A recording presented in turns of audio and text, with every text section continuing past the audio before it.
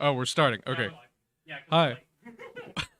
Hi. Welcome back to Escape Reality Film Star Wars Talk, Season 2, Episode 5. Yeah, we've made it 5 episodes in.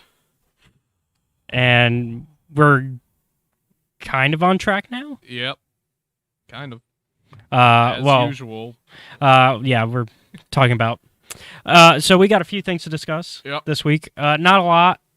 Just 2 pieces of news, really. That's it. And into our straight into our review of 2, 3, 4, 5, 6 different volumes of comics, which I finally got because last time I didn't have the Bounty Hunters part of it physically. Now I've got the Bounty Hunters part. Our Baylord Valence. So let's go ahead and just jump into the news, I guess. So we're starting with so they released a new trailer for Lego Star Wars: The Skywalker Saga. Yeah. And a new release date. And oh man, did they add a lot of stuff. Yeah. Oh man, that trailer looked I think the wait might have been worth it. Yeah. Cuz Door open? Nah, it's fine. Because this game was supposed to already be out. Yeah. It was supposed to be near the end of last year. It seems, however, that they pushed it back to work on quite a few mechanics.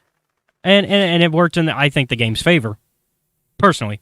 I think it worked in their favor because I think the game looks great. I think the gameplay looks great. I like the new over-the-shoulder perspective that they're going with. You know what surprised me during that trailer, gameplay-wise? I didn't expect to see cover mechanics in a Lego Star Wars game. Yeah, I can't remember if that was added in Lego Star Wars The Force Awakens or not, because I haven't played enough of that one to remember. But if not, that's pretty interesting that they added it. I'm looking up, because there were some questions that we did still have. Like, we didn't know... We don't know if it's multiplayer or not. Like, we don't know if the co-op exists. Which I really hope it does, and I hope it's local and not online. Or both. Like, it's fine if you have online, just give me local as well. Yeah. Okay, so according to Wiki, it's multiplayer, but it doesn't say. It doesn't specify. Yeah, I'm looking through. We were talking about this earlier. I'm like, it's... Yeah, we were going to play this together, probably. Yeah. If the local co-op is in there. Let's see. In fact, okay, so according to Game Watcher 2 days ago, Lego Star Wars: The Skywalker Saga local co-op support was confirmed as early as back in 2019. So I guess when they announced the game. So 2 players will be able to experience the whole thing together. Cool. Oh, good. So that's really important to me because I feel like that's what makes the Lego games work. Yeah, that's how they're supposed to play.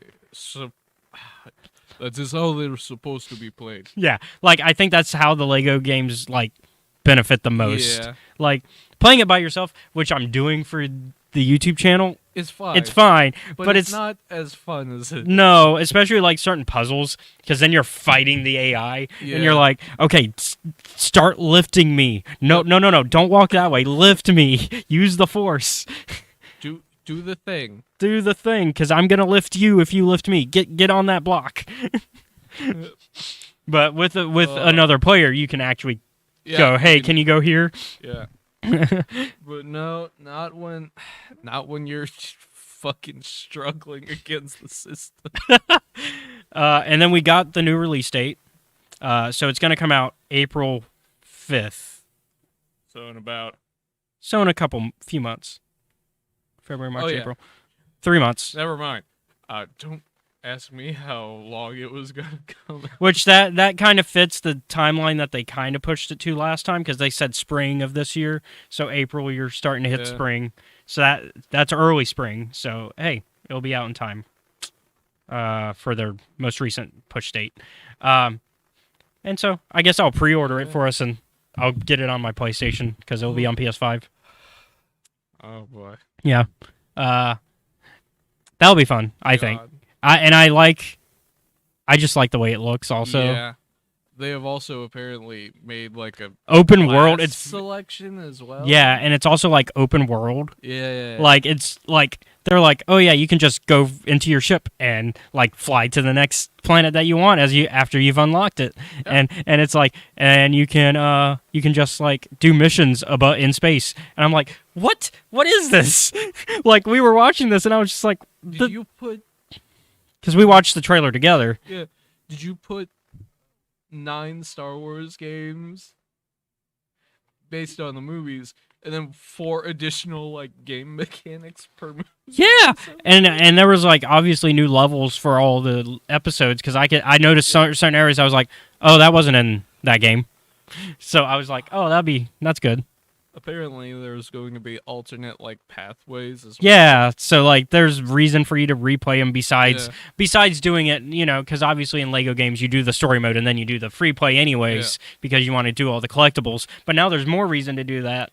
God, I hope they kept the big like double jump and then down slam. The combat looked really like they really built in the combat. They put counters in. Yeah, which like is interesting. Not just Not sending blocking. the bolt Yeah. back. No. Like you actually can like parry and you like can parry and grab people and throw them from what we saw. ah, like they really, and then they have like talent trees now. Yeah. Like it's almost RPG level of like, oh yeah, pick what skills you want, and it's like there's a skill tree. What is this? What the hell happened here? Like I like it. Don't get me wrong, but I'm just like that is a lot for a Lego game. I guess TT Games was just like it's time to go to the next level of Lego games. I hope this is how they do Lego games from now on because it's really in depth. And then they said there's over 300 characters. Yeah. That's a lot. Yeah. So that'll be interesting when we get around to it. Yeah. So I think we're both sold on it. Yeah, I really was. That trailer sold us. The only thing I'm worried about is the piloting and the racing potentially, because man. I think racing is fine. I think pod racing wasn't too bad. Oh no! Not for the game. It'll be fine for the game. For me. Oh yeah. How do you mess up the flying though in the original games? You were on rails. Oh. You don't even steer it. You're on rails. You haven't met me in racing games and seen that interaction yet. But racing games, that's fine. But like in the original Lego games, you were on rails. Oh, trust me, you'll see. How do you mess up an on rails? You'll find out. Well, the new one I don't think is on rails. So yeah, I'll definitely find out because I think they removed the rails for the new one. Immediately crashes. Because the new one looks like the combat is like you can actually pilot and go where you want. But a lot of the older Lego Star Wars games, it was on rails where you stayed on the path and all you could do was go up, down, left, or right, and then you shot. But now it looks like, well, except for like when you hit like the original trilogy levels, flying levels, those had a little bit more of a. And then the complete Saga, they added some levels. Like they added a level in episode 2 for which it's funny because this past Tuesday we got to watch episode 2 a little bit. Yeah. And there's that. So the chase scene, they added that to the complete Saga, and because I remember it's not in the original one, but it's in complete Saga, and you go flying around, and it's such a mess. So, yeah. I think that's the tangent for which does watching episode 2 because my brother's going through them. Did prompt another question for us about the Star Wars universe. How often has Obi-Wan had to tell Anakin to not go through one of the fucking power lines, essentially? Yeah, he's like, how many times have I told you not to go through power couplings? And then it's like, how many times have you? Like, I want to know, Obi-Wan, now I want to know. My guess is like 5. It's got to be more than that. You know Anakin, like, probably every time that he sees a power coupling, he's like, I'm going to do it. I think he probably stopped after he got his like little robot hand. Yeah. Because that I feel like that would be like an EMP hitting his hand. Yeah. Okay, so I guess that's Lego Star Wars. That's it. Let's go to our next segment. This is more of about an interview. So you have not watched Book of Boba Fett yet, No, I have not. but we're gonna get to it. We'll get to it. So 4 episodes are out as of this episode, and Tamir Morrison was in an interview, and he said something along the lines of, "It was great working with Ewoks," which then prompted the internet to question, wait, are Ewoks going to appear in Book of Boba Fett? Because they have not appeared yet. Oh boy. And of course, that prompts the question for those of us who are watching currently, that prompts the question of, is there going to be an Ewok bounty hunter that Boba Fett hires? Because Boba Fett's basically trying to be a crime lord, and where we left off, not giving away too much, him and Finnick are like, hey, we need backup to do this big fight. I'm not going to go into details, but basically they're like, we need some people to work for us so that way we can fight this other crime syndicate that we got to deal with. Okay. That's the non-spoiler version of where we're There's at. a lot of crime in Star Wars. Yeah. But I guess when you have an entire galaxy, there's plenty of crime to go around. Yeah. And there's even more crime to go around after what we read. Yeah. But yeah, so that prompts the question, are Ewoks appearing in Book of Boba Fett? And also, is there going to be an Ewok-like bounty hunter or assassin? If so, yes, please. Because we're playing, we have our Tales of the Jedi game going with the Saga edition, and we've learned Ewoks can just be sneaky little fucks. Mm-hmm. Yeah. They're just like, oh yeah, that Ewok, yeah, you didn't see him. Yep. Nope. So, Very good. Would you be interested in seeing an Ewok? I think it would be on Tatooine, strange, of all places. Because they're furry, right? Yeah, they're little. They're like little teddy bears. They would probably fucking hate it there. I feel like he would become like Black Chrysanthemum, who you haven't met yet in the comics, yeah, it's a Wookiee. That's like, it's basically evil Chewbacca as a bounty hunter. The thing, I'm like, it's like you don't bring like a Labrador to the desert. Yeah, because it's fucking sandy and hot. Yeah, it's coarse and gets everywhere. That's not what I meant. But I meant like it's. Yeah, no, I know what you meant. Yeah, health. I had episode 2 line. Again for watching episode 2. I should have known. So I guess that's our thoughts on the Ewok. I guess I'd be down just out of curiosity. I haven't seen the show, so I don't know. I guess it would be neat to see them because out of their normal element. Endor. Yeah, because I have only because I played like Star Wars: The Old Republic, and there's an Ewok that you can recruit as one of your companions, and so you just take them wherever. Yeah. And so but in general, at least in canon, there's not a lot of Ewoks that we've seen off-world. Yeah, I mostly stick to Endor and. Which isn't even a planet. It's a moon. It's a moon, right. Yeah. It's a moon. That's no moon. Life for some reason. Yeah.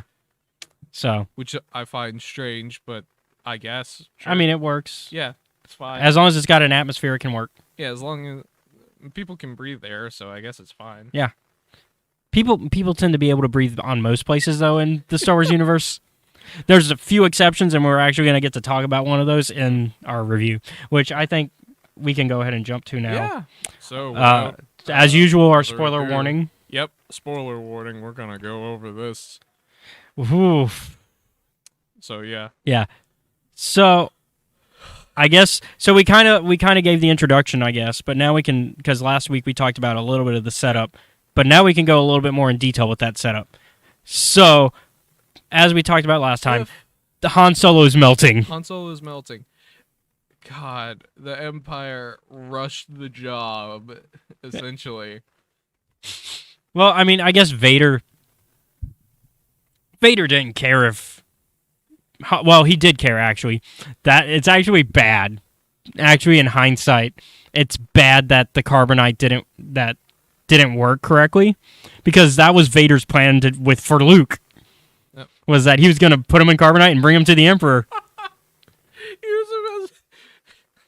son, I'm going to use your friend as a test run for your... Yeah, and they say that in the film. In episode 5, they're like, "Yeah, this is a test run, and just make sure it works." And then they do it, and they check the vital signs. They're like, "Yep, everything looks good." And now we know. And smash cut a few weeks later. No, it's not okay. Oh man. So basically, as you've said, the chocolate bar is melting. And the fat man wants his chocolate bar, so you can't deliver him a melted chocolate bar. So Boba Fett's like, fine. I guess I have to fix this bullshit. So he goes to Narshada. Yeah. Narshada. However Whichever you want to pronounce it. You fucking prefer. Narshada. I've only seen it written out. Don't get on my dick. So, yeah. So he goes to Narshada, and he's like... He goes to, like, this doctor. Yeah, he goes to this doctor that he's worked with in the past, I guess, because they talk about how they have a repertoire. They're on, like, friendly terms. They're at least, business associates. Yeah. Like, they're not friends, but they work together when necessary. The way that I see it, for the entire run of this comic... Boba Fett doesn't have friends. He needs more friends. Is that Boba Fett not necessarily doesn't have friends, but that he's on the fucking clock the entire time. Yeah, like anytime that he's working a bounty, he's like, "Nah, don't got time for friendship. I got business." He's like, it's the same thing I do with like my family. Like, I'm working right now. Don't call me while I'm working. Yeah. I'll call you when I'm done. Or unless there's an emergency. Yeah. So, but he does try to appeal to this doctor because he's like, "We've worked in the past. I'm good for the money." And the doc's like, "Nope, my policy." And he's like, "But if you don't want to pay, I got a job for you. Have a job for you, and that will balance us out." And Fett's like, "I guess I'm already working a job, so I guess a job and a job." And he's sure, I'll do your side quest, I guess. And so he's like, "Well, I had money in the fighting rings, and my person got killed, and now like all my money got given to this other crime syndicate. The I remember their names. They appear in episode 7. Because Han owes them money. I'm pulling up the info. We can talk a little bit more though. Yeah, go ahead. So Boba Fett's like, okay, well, I can't just go in there looking the way that I do. Yeah, because... And the doctor's like, don't worry. I have a spray can of black paint. And, it's more of like... Because he mentions it's like a micro... Like, it's almost like... It's this paint that dissolves later. It's a fucking spray can. Yeah, it's basically a spray can. Let's not lie. It's a spray can of dissolvable paint. Yeah. And Boba Fett's like... But you can make it look like anything. Yeah. And so Boba Fett's like, well, I'll just paint it all black. Yeah, so he paints his armor all black, and it's like, they go, and he's like... Well, I can't enter my name into the fighting ring. And he's like, I know. I'll use my dad. Conja Club. The Conja clan. The Hutt clan. Yeah, Conja... Yeah, because they appear. That's so basically, yeah, because Conja Clan owns this fighter. Yeah. And and Boba Fett's like, well, I can't just use my name because then Conja Clan will be after me for killing their best fighter. So how about I just use my dead dad's name so that if they look it up, they're like, this man's already dead. Well, and he doesn't give a last name. He's just like I'm Django. That's it. That's it. I wonder if they spelled it correctly though. J-A. Or if they used the D. No, they did not use the D. But no, I wonder if like when they entered it into the system, because he doesn't tell them spelling. No, he enters the name in himself. I thought the lady put it in. She does, but it's spelled. They use. Yeah. I think it would have been funny if she spelled it wrong. And so he goes in. I guess they had to spell it correctly because this is actually important later. So he goes in and just fucking runs wild throughout the fight. Yeah, like it's like, also pretty brutal. Like brutal. Like he's cutting off heads and just going through the fights like it's brutal in that way of someone who does not have the time for this. Yeah, he's just like, I don't got time for this. You guys suck. I'm just gonna kill every single one of you. And the brutality of some of these kills are just like, okay. Like, oh shit, okay, fine. And so he's just like dead. And he's going and proceeding through, and eventually he gets to like the champ and a little bit before the champion fight, the the locker rooms, Yeah. essentially. But basically, let me explain kind of how the fighting system works too, because like he's Oh, collecting money yeah, throughout these fights, because basically there's the entry fee, and then every time you win, you get double your entry fee for winning. yeah. And so, can fight and you again. can just keep going, and basically you choose whether or not to go through the tiers. Yeah. So basically, you fight one fight, get your money, and then it's like, do I want to go up the ladder? Yeah, I'll go up the ladder, and then you double your money every time. And so like he said, he finally gets to like just before the last fight, because he's like, well, I guess I'll enter for that last fight, and he's in the locker room waiting for that fight to And one start. of the older fighters is like, "Are you sure about this?" Like literally everybody else like stops just before this fight. They take their money and go home. He's like, "There's a reason for that," and Boba's like, "I don't fucking care. I don't know who this is. I just need to. I got a my job." money. I have stuff to do." And he's like, "Okay, that's on you. Like, all right, whippersnapper, you're fucked. It's your life." Yep, do what you want. I guess. And so enter seeing this lady for the first time. God, fucking lady spider over there. Yeah, so she's like like she's some sort of half spider creature. Yeah. And so like and so they set up the premise of like how the arena works, and that like they basically randomly generate like what the arena is going to look like in the environment. And so the old man is like, well, maybe you'll get lucky, and maybe the environment will work in your favor. No, it didn't. It's basically a spider nest, and it's like all this webbing all around, and the lady's like, oh, this works out perfectly. This is just like home. And Boba's over here just like, okay, fine, I guess. I guess I'll be stuck working with this situation. This is harder than I wanted it to be, but I can deal. And like it's a good fight. Yeah, like he actually struggles in this fight a little bit. This is not like completely one-sided like all the other fights were. Yeah. But that's mostly because environment was working against him. But eventually he like I do recall that he wins. Yeah, but he there's uses a weird moment of shit talking where she's like, "Yeah, I'm gonna drain you." Yeah, like she's gonna eat him essentially. Like, I guess these are all death matches. Yeah, which is interesting to think about. So I guess the Empire like legalized death matches, or they just don't care what happens because it's hut space. Yeah, I think it's that one. Probably. And so as long and we get into the depths of like the Empire and Hut's relationship in this. Of course, and Boba Fett wins because yeah, he uses his flamethrower, and that tends to that knocks him the edge towards him. Yeah. And then he finishes her off. And then he leaves, and immediately Contra Club's like, so, you killed our fighter. You owe us money for her being dead. And Boba's like, no, I don't. And they're like, yeah, you do. And he's like, no, I'm just going to leave. I'm not even going to cash out my money because it's not worth it. Yeah. He's like, I already have enough money, basically. Or, like, I'm about to make more money. Yeah, so why would I go and... Because he didn't do this for the fight for the money. He's just like, I didn't do this for the money. I just did this to pay off the other guy. Bye. He's like, I did this for some other stuff, for personal reasons. And they're like... And they kind of just let him, but they're angry about it. They're like, wait, no, don't run away. We were going to jump you. And he was like, nah. But we'll come back to them in a bit. So he goes to the doctor's office, essentially. To find the doctor dead. He's like... Well, great. And he's like, well, if he's dead, I better go and check. Motherfucker. Yep, Gone. it's gone. Somebody stole the chocolate bar. And he's over here like, I don't like this. Nope.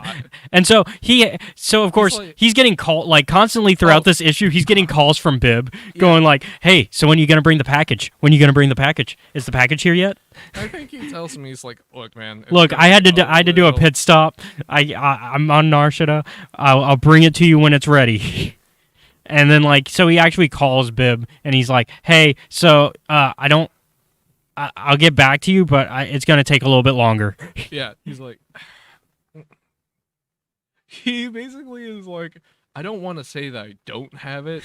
But I also don't want them to like expect me to be there like in the next few days. Yeah.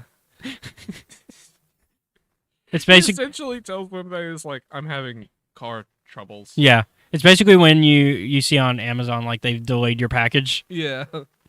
And they're like and it's across the fucking Java. Yeah. So I guess we're gonna tell the story more in order than the comics tell it, just a little bit. So yeah. Well. So let's go ahead and introduce how Jabba finds out. Oh God. We're gonna introduce this lady. So in one of the one shots, we get a Jabba one shot. Yeah. And it doesn't really focus on Jabba. I don't know why it's called Jabba's one shot because it has nothing to do with Jabba. It's actually oh boy, what's her name? Because we were discussing it a couple days ago. But basically, we get a little bit of a flashback to back in the day when, like, during a job that Boba did. Is it Deva? Yeah, Deva Lumpop. So basically, there's this lady named Deva Lumpop who owes Jabba a mysterious debt. Yeah. And it's one of those usual gangster debts where you just never get to pay it off. Yep. It's one of those, it's paid off when the person you owe it to says it's paid off, even if you've done like 5 jobs for them. Yeah. Which is the case of Deva. Like, she's actually doing really well for herself. Yeah, like I assume she's financially well backed, especially with what we learn about her later. Yeah, she's clearly profited. Yeah, like, and she, like, because she lives in a life of luxury. Like, when we meet her, she's, like, wearing, like, this fancy dress and, like... She's, like, in her mansion house, having just gotten out of, like, a fucking... Like, shower, yeah. And she's just, like... And then she gets a call from Jabba, like, hey, I got a job for you. And she's like, really? Again? Again? Didn't I pay it off? And they're like, no, not yet. Yeah, it'll be paid off after this job. Which is... She's like, fine. But it better be. So we get a flashback of this job where Deva and Boba have to work together. And this is like when Boba's like just starting to work for Jabba. Like, fresh face. And so Deva is like, oh, who's this pup? And Jabba's like, oh, this is my new like star bounty hunter. Yeah. Like, I got a job for you. I need you to find your ex-boyfriend essentially because my cousin or whatever something he shot his cousin. No. It's or like his cousin. It's like, the guy. I don't want to pay up. Yeah, because it's what's his name? The one that Vader ends up working with. Boku. Basically, Boku's starting up trouble. Yeah. And he's like, I need you to check on this trouble can you go to my slave pits? Yeah, essentially, go to the slave mining town that I run. Go check out what's going on because like things are not being productive. Yeah, at least not for me. It's working out for Boku somehow. And so they check it out, and go and have these like arguments on the way there. Yeah, they're like discussing like it's a little bit of like playful banter though, and they're like, oh yeah, like they're learning about each other, Boba and Deva a little bit, and eventually they pop up on this town, and they like Boba has like his spyglass, like he's looking at binoculars. He's looking at the town, and he's like these aren't Hut employees. This is all like he looks at it and he's like these aren't your usual like gangsters that would work for Huts. Like he notices it and he's like, I don't think these are Hut. I don't think Boku sent these guys. And so they go in to investigate and they find like one person who just the bartender. Yeah, just the bartender, and she's like, yeah, I was still here, but I don't know what happened to the town. I don't fucking know, man. I've been inside for like a week. But you might want to leave. It's like, it's dangerous out here, man. And then next thing you know, you hear like these the speeder bikes pull up, and Deva's like, "Did you hear that?" And Bubba's like, "What?" And then all of a sudden, boom, in comes Deva's ex-boyfriend. This is Abrick. I forget his name. It's not gonna matter in about 10 minutes. But yeah, and he comes in with his squad, and they start a gunfight in this bar. And Deva's like, "Hey, can you breathe? Like, do you have like a poison filter for your mask?" And he's like, well, duh. And so she throws this grenade, and then it immediately just actually. it doesn't matter. It's disintegrating these people. And he's like, "What good would me being able to hold my breath have done?" He's like, I just wanted to see if you'd listen. I just wanted to see if you could. And so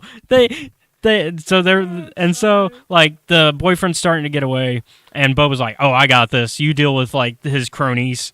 And so he uses his jetpack and basically jumps on the. he missile launches at one of the speeder that they're in, the land speeder, and then he jetpacks to it and jumps in and just starts beating the crap out of them, knocks them out of the car, and then they get in. He's like, "All right, I got you. So what's going on?" And then just as he's about to get info of tell me who you're working for. Devil knocks him out and is like, no, I don't need that getting out. And then she's like, all right, now you tell me who you're working for. And we learn that he's working for Crimson Dawn. And Deva's like, wait, what? They're gone. Excuse me? They've been disbanded. They don't exist anymore. And then, her boyfriend's like, no, they're back. They're back. And they're really powerful, and we're working for them. And she's like, okay, thanks, good to know. And then she just eats him. Yep. Did not expect cannibalism. Like, she chops his head off, but, like, brings his head back to like, everything else, though, is gone. Everything else is gone.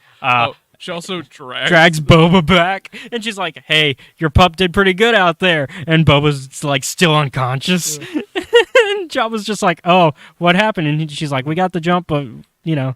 And thus, what I am going to call the brutal counter begins, because cannibalism was unexpected. So that's one for the brutal It's counter. a cannibalism, though, if you're eating a different race. Or species, rather. Technically, no. But I'm... Who thought we'd get into this discussion for Star Wars? Technically, no. But it's still immoral because it's a sentient race. That was a sentient... That was... But Zabraks are a sentient species. Yeah. So it's still immoral. If we're going... They're dead. Yeah. Very unfortunate. I mean, I guess either way, he was gonna die. Yeah. Actually, Jabba was kind of upset at first. He's like, I needed him... I said alive, but okay. Like, that's fine, I guess. So this flashback is important because it sets up Deva as working for Crimson Dawn now. Yep.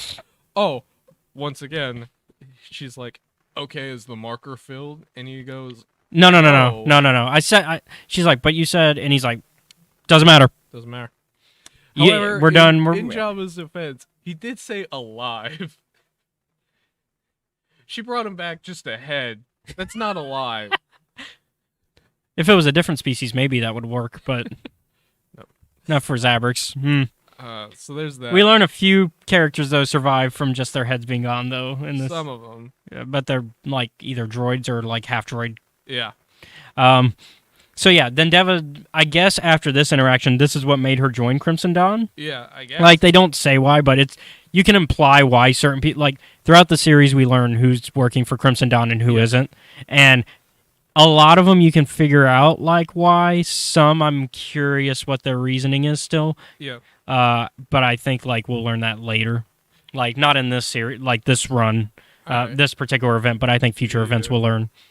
Who are we going to focus on next? Well, I guess we should focus on, like, what Deva did afterward, like, in the present of the story, which is that she was sent by Jabba to go look for Boba Fett and, like, see what was up. And she finds him, and she's like, oh, It's basically, like... So she lies? It doesn't usually take him that long to... Yeah, and so he's like, can you go... find him? And so she tracks him down to Nar Shaddaa, like, during the time of the event that we were just talking about, of him being a gladiator. And she's like, oh, he must be taking a break for some reason. And then she finds out where he stashed Solo after, like, beating up some of these guys that she runs into at the arena that tried to hit on her. And then and she's like, oh, okay, so that's what's going on. And so she lies to Jabba and says, oh, he sold the package already to somebody else. And then after saying this, she calls Crimson Dawn and is like, hey, I know where you can find Han Solo. And now we know what happened to Han. So basically, she told Crimson Dawn...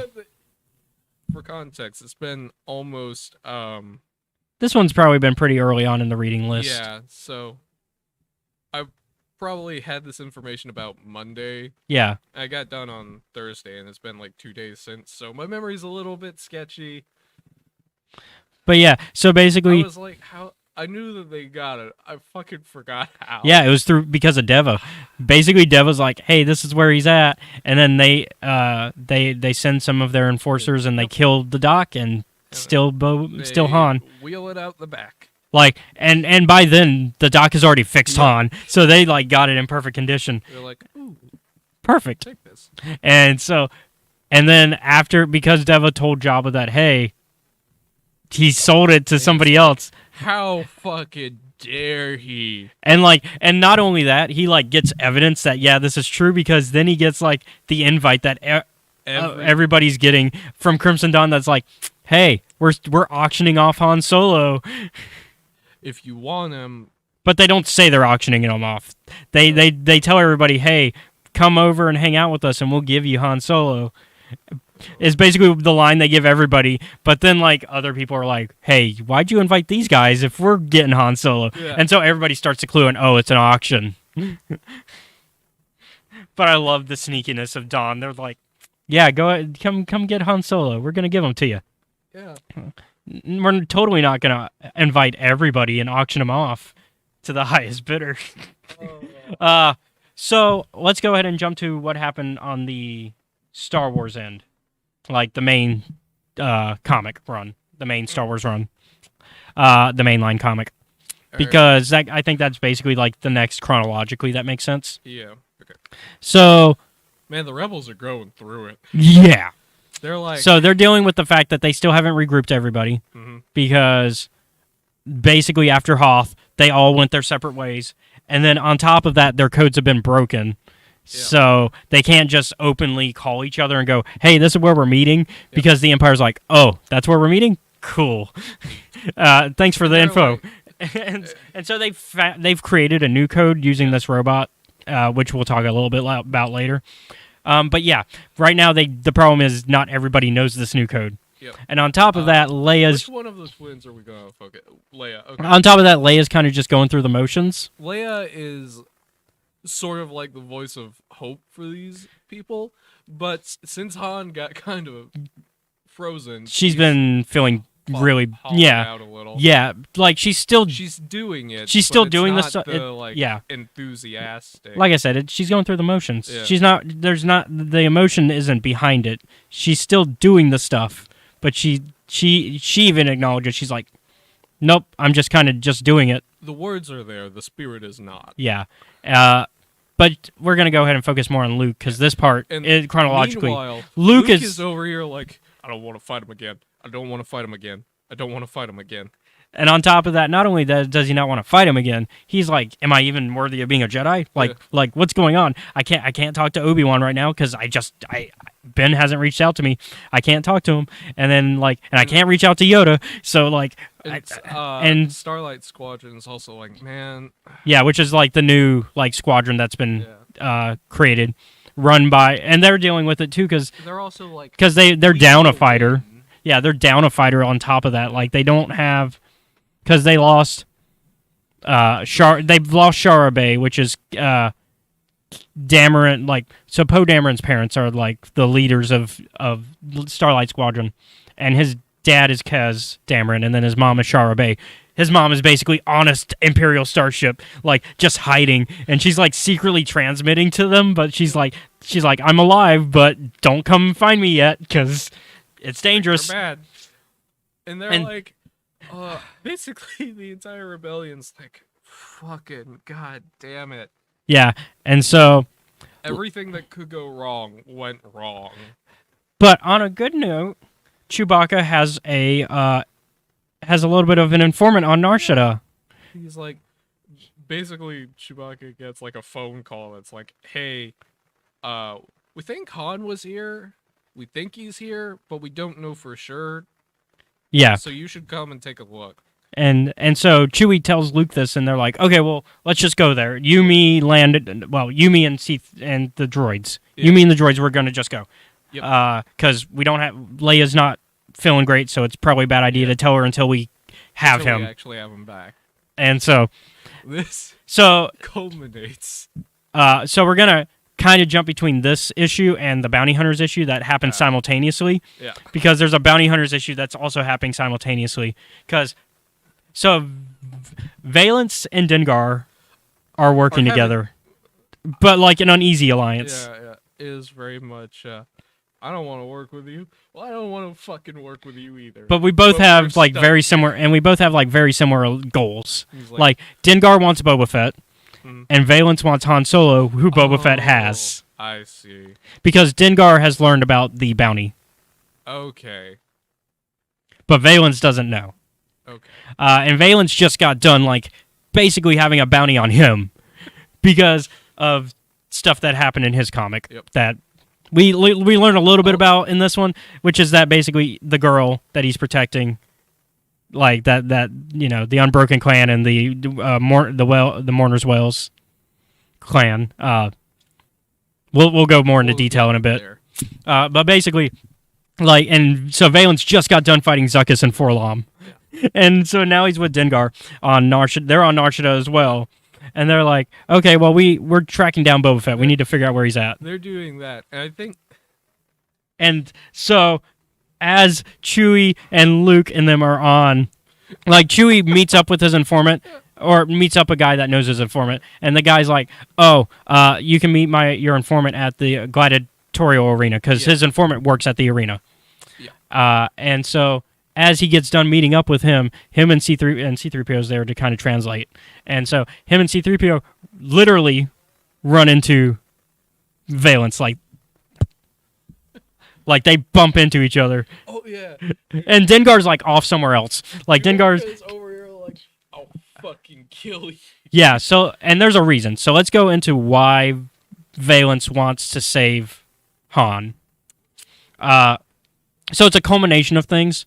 But the reason that the comic gives us is that basically they were both in basic training together as Imperial cadets, and at one point the Empire basically said, fuck him, like, we're going to count him as killed in action. Yeah.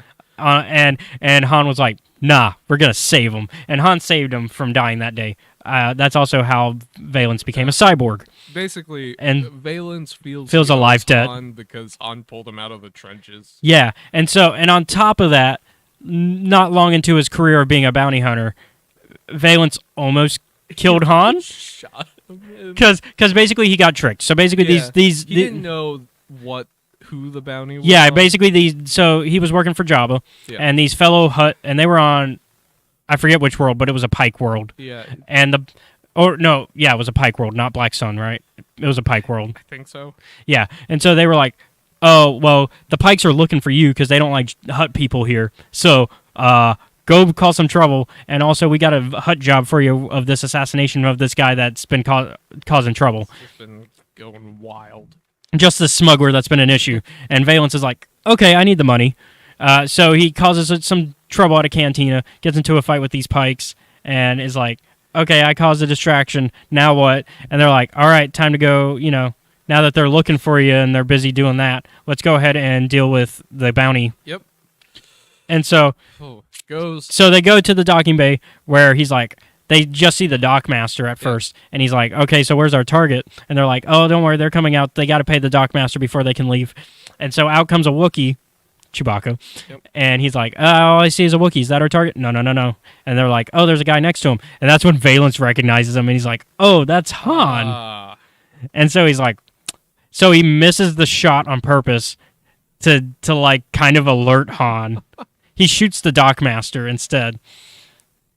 Someone's got to die today, I guess. So, or he shoots in the vicinity of the dockmaster, like making it look like he was going to shoot him and not Han. Yeah. But he's like, basically to alert Han that people are here. Yeah, and this starts a shootout in the docking bay. Yeah, because the guy that hired him is like, what the fuck? You shot too soon, and you missed. Because they were all going to shoot at once. Because basically their plan was hire a bunch of snipers, aim at once, and one of us will hit him. Yeah, which isn't a bad plan if you're not feeling guilty about what you're about to do.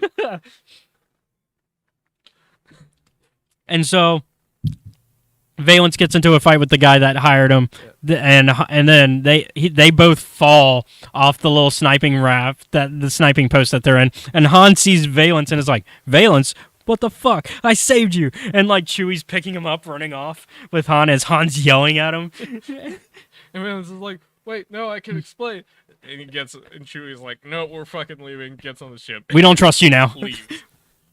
Yeah, so That's it. That's what happened. And that's why there's bad blood between Chewie and Valence. Yeah. And like, so Valence and Chewie get into this fight in Nar Shaddaa, and oh boy, Valence is just, this is not a good week for Valence. He's like, could you please let me explain? Like he just wants to explain. He's like, just Chewie's like, I'm gonna kill you. Yeah, whereas Valence is like, I could kill you, but I gotta hold back. Because he's like, he's got the blasters in his arm, and he's like, I've lowered the percentage of like how much they're doing. He's like, I'm not trying to shoot you, I swear. Like he holds up his hands to like be like, I can explain, and then he realizes he's like, wait a minute, I've got guns in my hands. I'm not trying to aim these at you. And then next thing you know, so Dengar and Chewbacca also have bad blood. Because of stuff that happened in the... So this is technically volume 2 of the Star Wars run, like, of the main Star Wars comics. Because of most of these comics, Bounty Hunters, this is volume 1. But that's because, like, they basically had 25... You know how, like, comics, they always reset and do number 1s again? Yeah. So this is the second set of number 1s. And so, in the original... I don't know anything from this, but I'm like, I don't know why Chewie's beating the shit out of these two guys. I think the storyline does a good way of, but like, because they briefly explain. At the moment, they briefly explain. Like, it's like one of those one-word sentences. I'm like, all right, that's cool. Yeah, like they briefly explain. They're like, oh yeah, Dengar Dengar fried Chewbacca one time, and like that's something that happened in a different comic like years ago. Yeah. And so basically, that's them throwing back to that, and they're like, yeah, so Chewbacca doesn't like Dengar either. And so so Valence and Chewbacca, like, their fight ends up in the middle of, like, Dengar's, like, lunch. Because Dengar's like, I'm just going to eat, essentially, he basically goes to, like, what's a ramen hut, essentially, in the Star Wars universe, and he's just eating, and all of a sudden, boom, the fight happens in front of him. He's like, and then Chewbacca sees him, and he's like, oh, no. I'm going to beat your ass as well. And Dengar's like, no. It's like, I just wanted my fucking chicken noodles. And so, like, eventually Dengar, like, just runs off, and like, Valence manages to talk Chewbacca down and is like, look. And Chewbacca's like, I still want to kill you. But okay. Okay. If you can help me find him, I'll be less angry. But other than that, stay out of my way. Yeah, basically. And so, thankfully, 3PO's there to translate, because Valence is like, I don't know Wookiee. Like, the entire fight, he's like, I don't know what you're saying. Meanwhile, I think... So, I guess a little bit after that, or do we want to jump to Afra? I don't think Afra connects to this right now. I was like, I think Luke and the rest of them... So basically, this happens before the rest of that Star Wars comic. Okay. So that's why we had to jump to Bounty Hunters. I see. So after this fight, Chewbacca eventually runs into, like, gets back up with Luke. Meets back up with and they go to the fighting arena where they meet Chewbacca's informant, who's a fellow Wookiee that he saved years ago from the mines of Kessel, which is a throwback to the Solo movie. Watched that with my brother recently. That was on the list. Yeah. Let me go ahead and close that door, but I'll let you explain what's going on.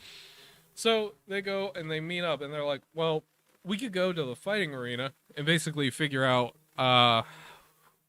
what's been happening. And so they do. And they get to the arena, and they're doing the old, like, putting money on the counter to ask for information. And they're like, well, we ain't got to tell you shit. Yeah, because they basically are like, so we're looking for that Mandalorian, because they saw, like, for that guy, because they built a statue of Jango, like a little hologram. They have a hologram already set up for Jango, of like a victory hologram of like he's our champion now. Like, this is the guy that won all the fights today. He's our champion if you want to go up the ladder. Yep. And so, they're like, so what? Who is that? What? And they're like, oh, well, they registered under Jango. And he's like, well, that's not the guy we're looking for. Did they give any other info? And they're like, no, we don't do like background checks or any of that. No, we don't care about any of that. To see a fight. Why would we do that? We just let whoever sign up under whatever name they want. And so as they're doing, and then yeah, basically in the background, you can see like the rest of a gang pull up because they're like, shouldn't be fucking asking questions. Yeah, because she closes like she does the like little little under the desk thing, and on top of that, not just that, like C-3PO is like going over like different sayings that Narshada has, where they're like, oh yeah, don't money is always a key to information, and then never trust anybody on Narshada essentially. And then I don't know why it's kind of funny. And then he gets cut off on one of them. It's basically the never trust one. And then later on, the lady, as she's closing it, as this clan is coming up, she's like, "Oh yeah, don't you know that rule that your droid got shut off?" Like she says the thing that C-3PO was gonna say. Business is betrayal. Yeah, business is betrayal. And so like and this prompts basically Kanja clan coming back, and they're like, so you're asking questions about that guy. Do you know who that guy is? And they're like, no, we don't know where he's at either. We're looking for him as well. And they're like, well, I think you're lying. We think you'll have info. And so this prompts a citywide fight essentially between Kanji clan and our protagonists. And so and on top of that, they Luke pulls out his lightsaber and they're like, oh, a lightsaber doesn't mean a Jedi. And then they start to put it together and they're like, well, maybe he is a Jedi because there is that bounty on Jedis. And they're like, fuck it, we'll take it. Yeah. So that they figured they could take on a Jedi. That's even more of a reason for us to get. Meanwhile, on the other side of the city, Boba Fett is fighting Forlom and Zuckuss. And he's like, after he's just gotten out of a bar where someone else has tried to kill him. Yeah, because basically he went to the bar after losing Han and being like, whoever stole him, I'm gonna find them and they're gonna be so fucked. And the bartender's like, yep, because you're Boba Fett. And then this is as the bounty is being posted, and there's two this couple just we could take him. Yeah, we can make some money. And because he's like, oh yeah, look what bounty just happened to come across. There's a guy here that's the bounty. I guess they don't know who Boba Fett is. And so, Boba Fett sees in the reflection the guy getting ready to shoot him, and Boba Fett just goes, kills him, and just leaves him for dead. And the wife is just like, well, I'm done. I'm not gonna get involved. Nope. Mm-mm. And so then, the greatest thing is the bartender is like, what was all that about?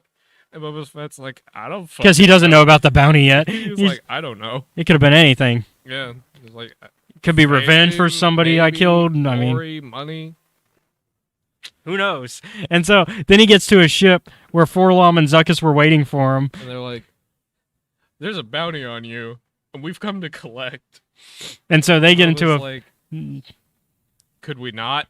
Yeah, and so they get into a fight. Very one-sided. Yeah. Boba Fett wins pretty quick. He gets Zuckuss's head or Forlom's head, and he knocks it off the side. No. He knocks the rest of the body off. That's right. He takes Forlom's head because he brings it to Tatooine with him.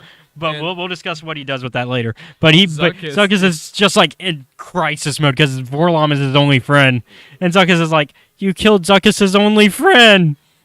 And he's like, Zuckuss is gonna have a problem if Zuckuss doesn't leave. Yeah. So Zuckuss is like, all right.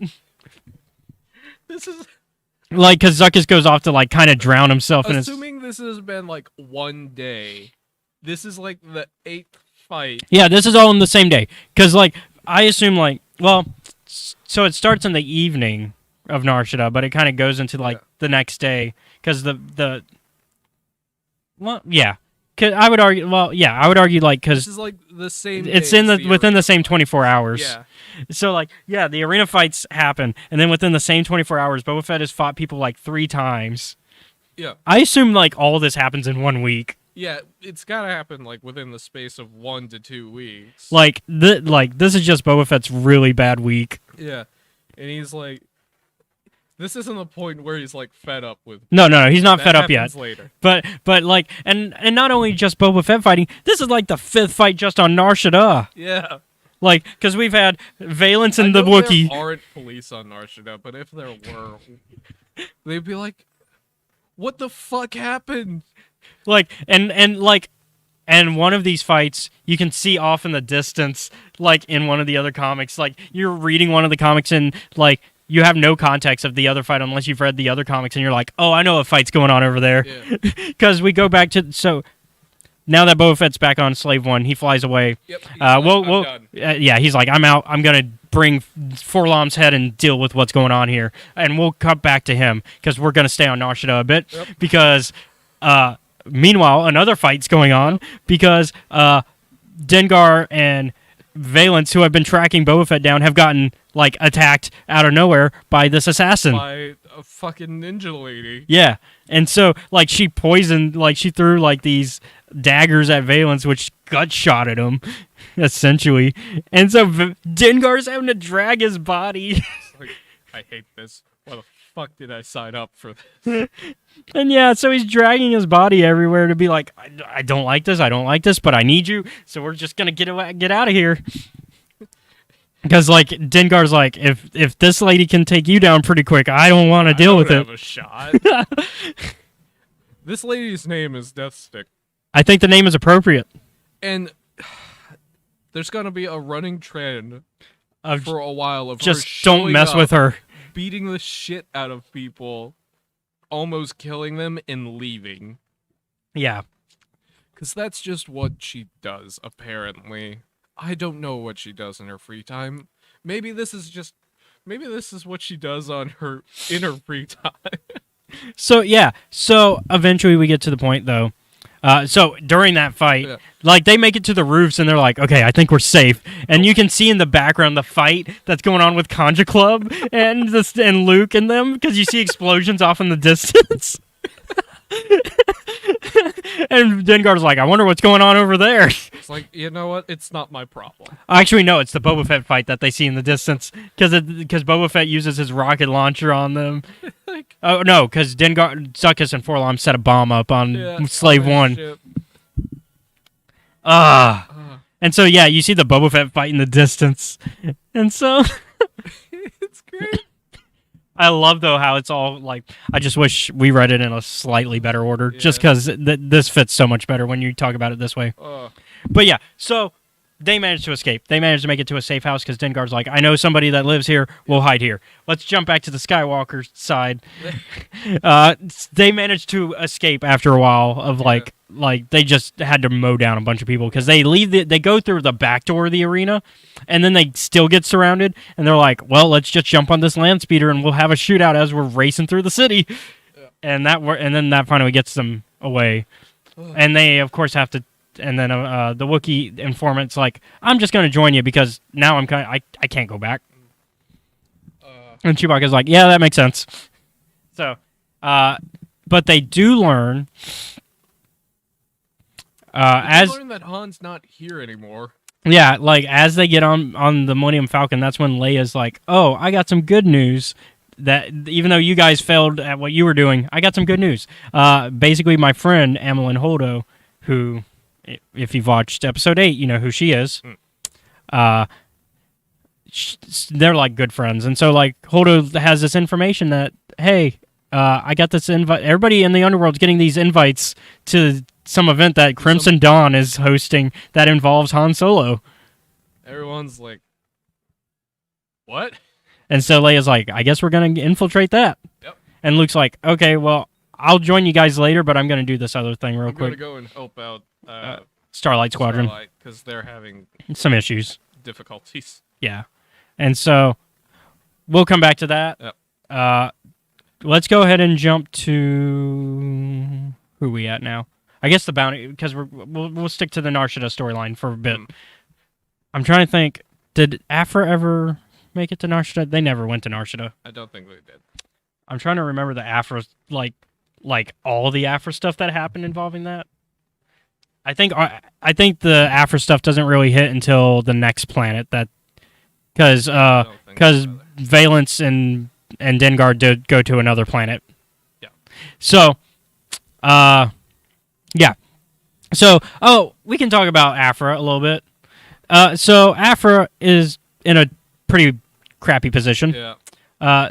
So her and Sana, Staros, they are working for the Tag Corporation, who are very important to the Empire. Like one of them was one of the like Imperial officers, and then like the Tag Corporation are also not good people. No.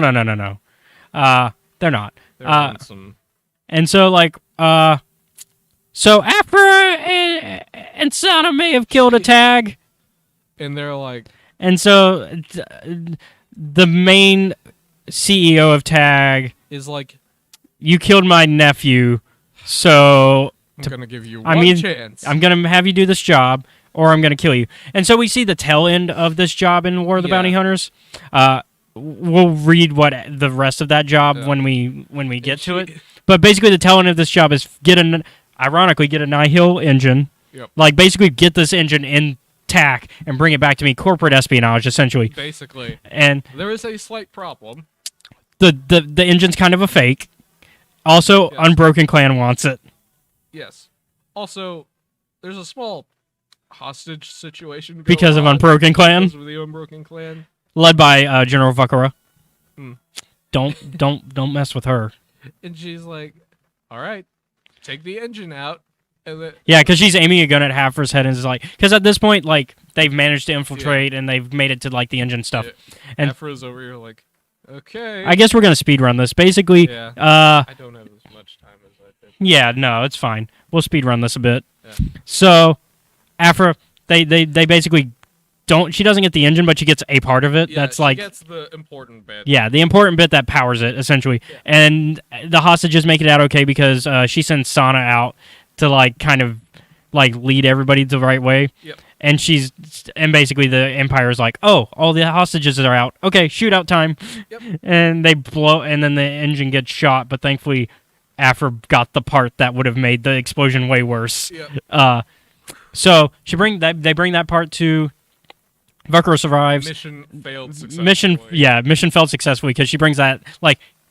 Tag is like, well, I guess I'll kill you now, and she basically seals them in this airtight bubble, but it's only Sana because Aphra jumps out at the last minute before it closes. And Aphra's like, wait a minute, I got something for you. Wait, before you kill us. Yeah. And so, so she gives that, and Tag's like, okay, I'll give you one more shot. Go to this party. Go. Well, no. It's go find my family member. Okay. Yeah. I see where I jumped. Yeah, she says, go find my family member who like is on a yacht. He's like on an Imperial yacht. One of my cousins. He's like find my jackass cousin who's having a party or something. Yeah, and he like apparently has this invite to this big event. Yeah. So go find him, figure out what that is. Yep. They find that yacht, but something happened on that yacht.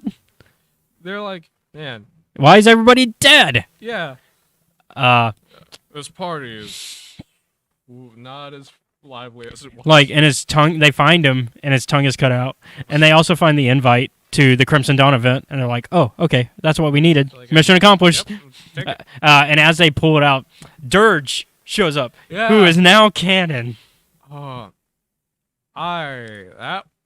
was something I did not expect. And so Dirge is like, hey, hands off my bounty. And they're like, whoa, we didn't kill him.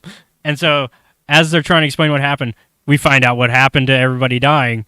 Turned out there were these eggs that had living creatures inside them that are parasites that then kill their host that eats them, and they kill them from the inside, and then that's just what they do. Yep. And so basically their solution is, hey, because these creatures have really soft like flesh, they tend to not do well by being like, we could just send them out the airlock.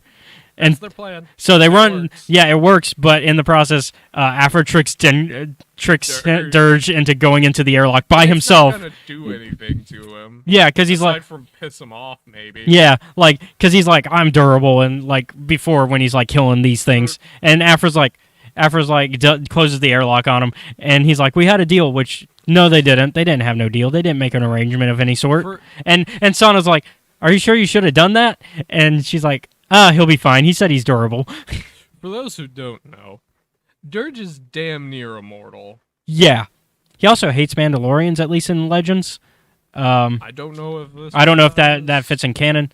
He likes to hunt Mandalorians down. Like, he's very anti-Mandalorian. It's why he joined the Separatists in the Clone Wars Genndy cartoon, because he was like, oh, I get to kill a bunch of clones of a Mandalorian? Perfect. So it's like killing a bunch of Mandalorians all day. Oh boy. But yeah. So he's gone. So yeah. And he won't show up. He doesn't show up in the rest of the storyline. Yeah. But yeah, so now they have the invite. They bring the invite back to Tag, and Tag's like, "Oh, well, go figure out what's going on here at this party." Yeah. And see if there's do a little valuable. See if there's anything valuable. Check out my fellow like corporate espionage, essentially. More corporate espionage. That's her whole thing. Time. Yeah. How far are we gonna? I guess Vader. Yeah, we've got him to go. We got to talk about Vader. Vader and Ochi. Ochi.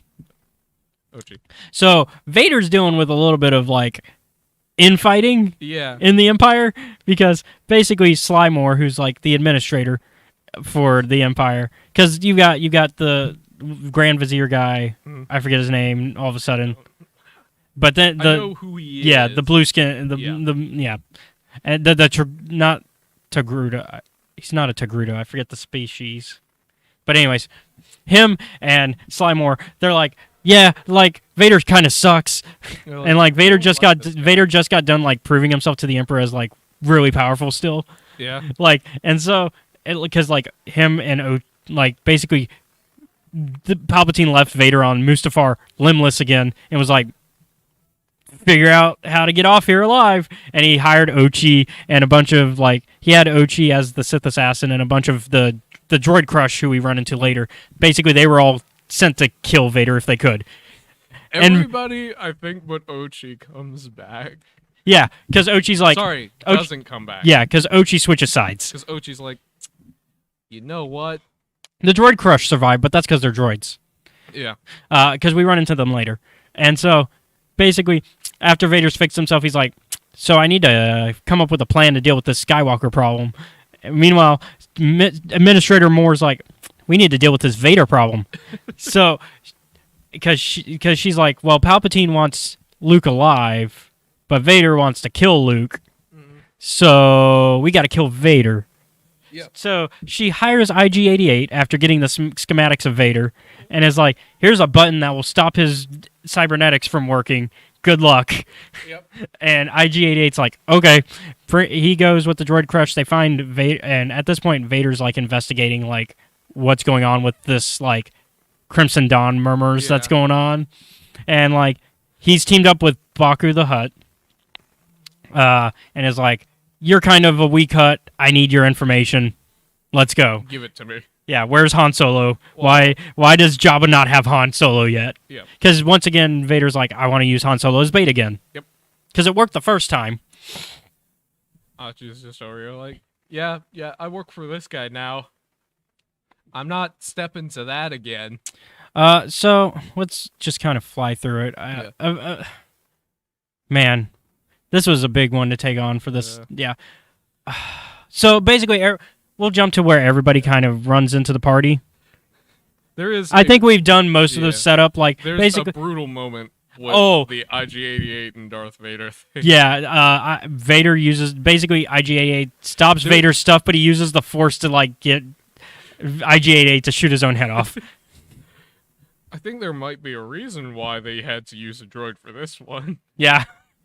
And so IG-88 comes back to Slymore and is like, "Yeah, that was a dumb bounty. I'm not going after him again." He's like, I'm not doing that again. Meanwhile, we learn that Slymore is like working with a bunch of other like people that like the spy network. Basically, Slymore's in charge of the ISB. Yeah. And she's like, we can't beat him. We got to work together. But if we're all together. And then at this point, Vader shows up and it's like, nah. Even all together, you couldn't beat me. Yep. And like kicks their butt, and Slymore tries the button again. And he's like, no, it worked once. You don't think I would have fixed my armor to... Same trick doesn't work twice. Yeah. I know she's like, fuck yeah, we got you this time. Yeah. So It's like demoted. Yeah, she gets demoted to sub-administrator, because basically the Grand Vizier comes back and he's like, "Hey, go do this stuff," and she's like, "That's sub-administrator work." It's a good thing though she became a sub-administrator, because that's how she figured out about the invite that all the criminal cartels were getting, and so Vader finds out through this and is like, "Well, basically Moore's like, hey, I know where you can find Han Solo." And Ochi's like, why would you want to do that? And Vader's like, because obviously if I find Han and Luke kills me, Sly wins. Because basically Moore's thinking that Luke's the only one that could kill Vader at this point in a one-on-one fight. Anyway, and so in their tracking of Crimson Dawn, Ochi runs into Crimson Dawn, and it turns out they're working for Baku. Like, Baku's working for Crimson Dawn a little bit. Yeah. Just a smidge. God, they're fucking everywhere, man. Yeah, they are. Like, the characters are told, like, they're everywhere. They literally are. Poor Zuckuss goes through the ringer. Zuckuss goes through the ringer. Has to fight Forlom because, so remember Boba Fett took Forlom's head, goes to Tatooine and confronts Bib Fortuna's like, hey, what the fuck is with this bounty on my head? And they're like, well, you didn't bring back Han to Jabba. You sold him off. And he's like, no, I didn't. He was stolen. And all these other guys come out ready to shoot him. And he's like, I could take on, like, all of you. He's like, I could kill all of you right now. Is a bounty on me really worth it? And they're like, you would be dying for Bib. Which, who wants to die for Bib? And they're like, you know what? Maybe he's got a point. So they let him go. And so somebody finds Forlom's head. Yeah. And they decide to... Turns out that it's somebody that has a rivalry with Zuckuss. Yeah. And so... And Zuckuss Forlom. killed their brother. Yeah, killed their brother, thinking it was them in a bounty years ago. And so sends Forlom reprogrammed after Zuckuss. Yeah. And that... New combat chassis. Yeah, poor Zuckuss goes through the ringer on that and is like, well, I won the fight, but I lost my friend. Yeah, he gets helped by, like, a gang of people. These, like, fellow, like, I guess, bounty, like, local bounty hunters. Like bounty hunters. But they're like a team. Small. They're like a team. Yeah, they work together as a team, kind of like the Guardians sort of deal, except if Yeah. bounty hunters. And so, like, they work together, and they only do it really so that way the destruction on Nar Shaddaa stops. Yeah. Because they're like, this is our home. We don't want to deal with this. They're like, the ghettos of Nar Shaddaa are not a place to be. And so Zuckuss is like, I won, but my friend, I have no friend. And so Zuckuss runs off home to basically cry about it. Which he goes to his planet, which is all like this. It's they say what kind of, I forget. It's an actual gas that you're not supposed to breathe in. But anyways, he can breathe it, but like humans can't, because humans or any other species would die. It's toxic.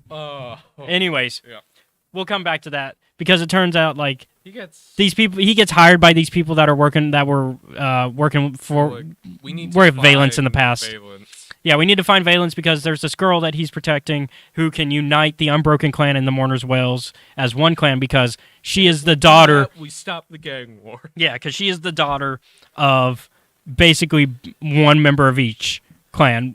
Basically the son of the head of one of them and the daughter of the head of the other. But we need to find them. Yeah.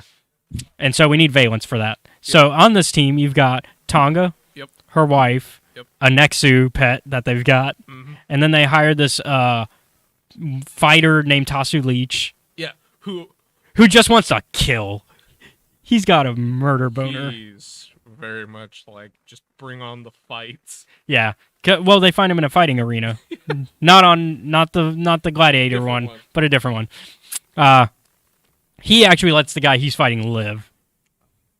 Yeah, he lets that guy live, and he's like, I'll let you live, and we'll fight each other again next time, and next time I'll kill you. All right, yeah. And then, so they hire him on, and then they eventually are like, well, we need somebody to track down Valence. So they're like, we'll find Zuckuss. So Zuckuss is apparently really basically because Gans, his species, can it's almost like a force ability. They can track down. They're called findsmen, and they can like track down like people. This prompts one of the fucking best lines I read during the comic. They're like, so eventually everybody meets up for the big show. And Which we're cutting quarter. We're getting cutting close to it. But they're like, so Zuckus, how did you track him down? And he's like, your magic must be really strong. And he's like, I looked out the window. Like, I looked out the window. Also, I put a tracking device on his ship a long time ago. Yeah, because he put it on Valence's ship during their fight. Yeah. Which Valence and Dengar are flying in Valence's ship. Yep. And so, eventually, though, everybody kind of gets to this planet Jakara, which is where the event's happening, right? Except for Luke. Luke is... We're going to kind of... Well, we skip 2 people.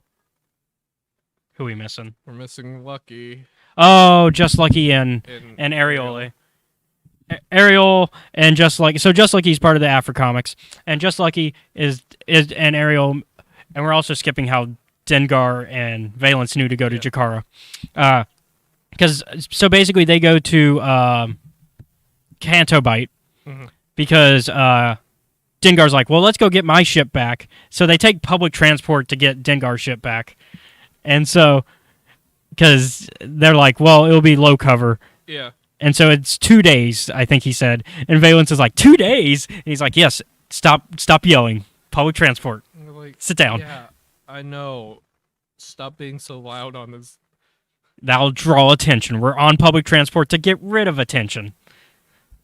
Because Dengar and Valence ran into Deathstick again, which is why they were like, we just got to take public transport off-world. Yep. Because Dengar hung out, basically went into a hideout of this lady he used to work for as a swoop bike racer, and owed money to, but like still on good terms. Yeah.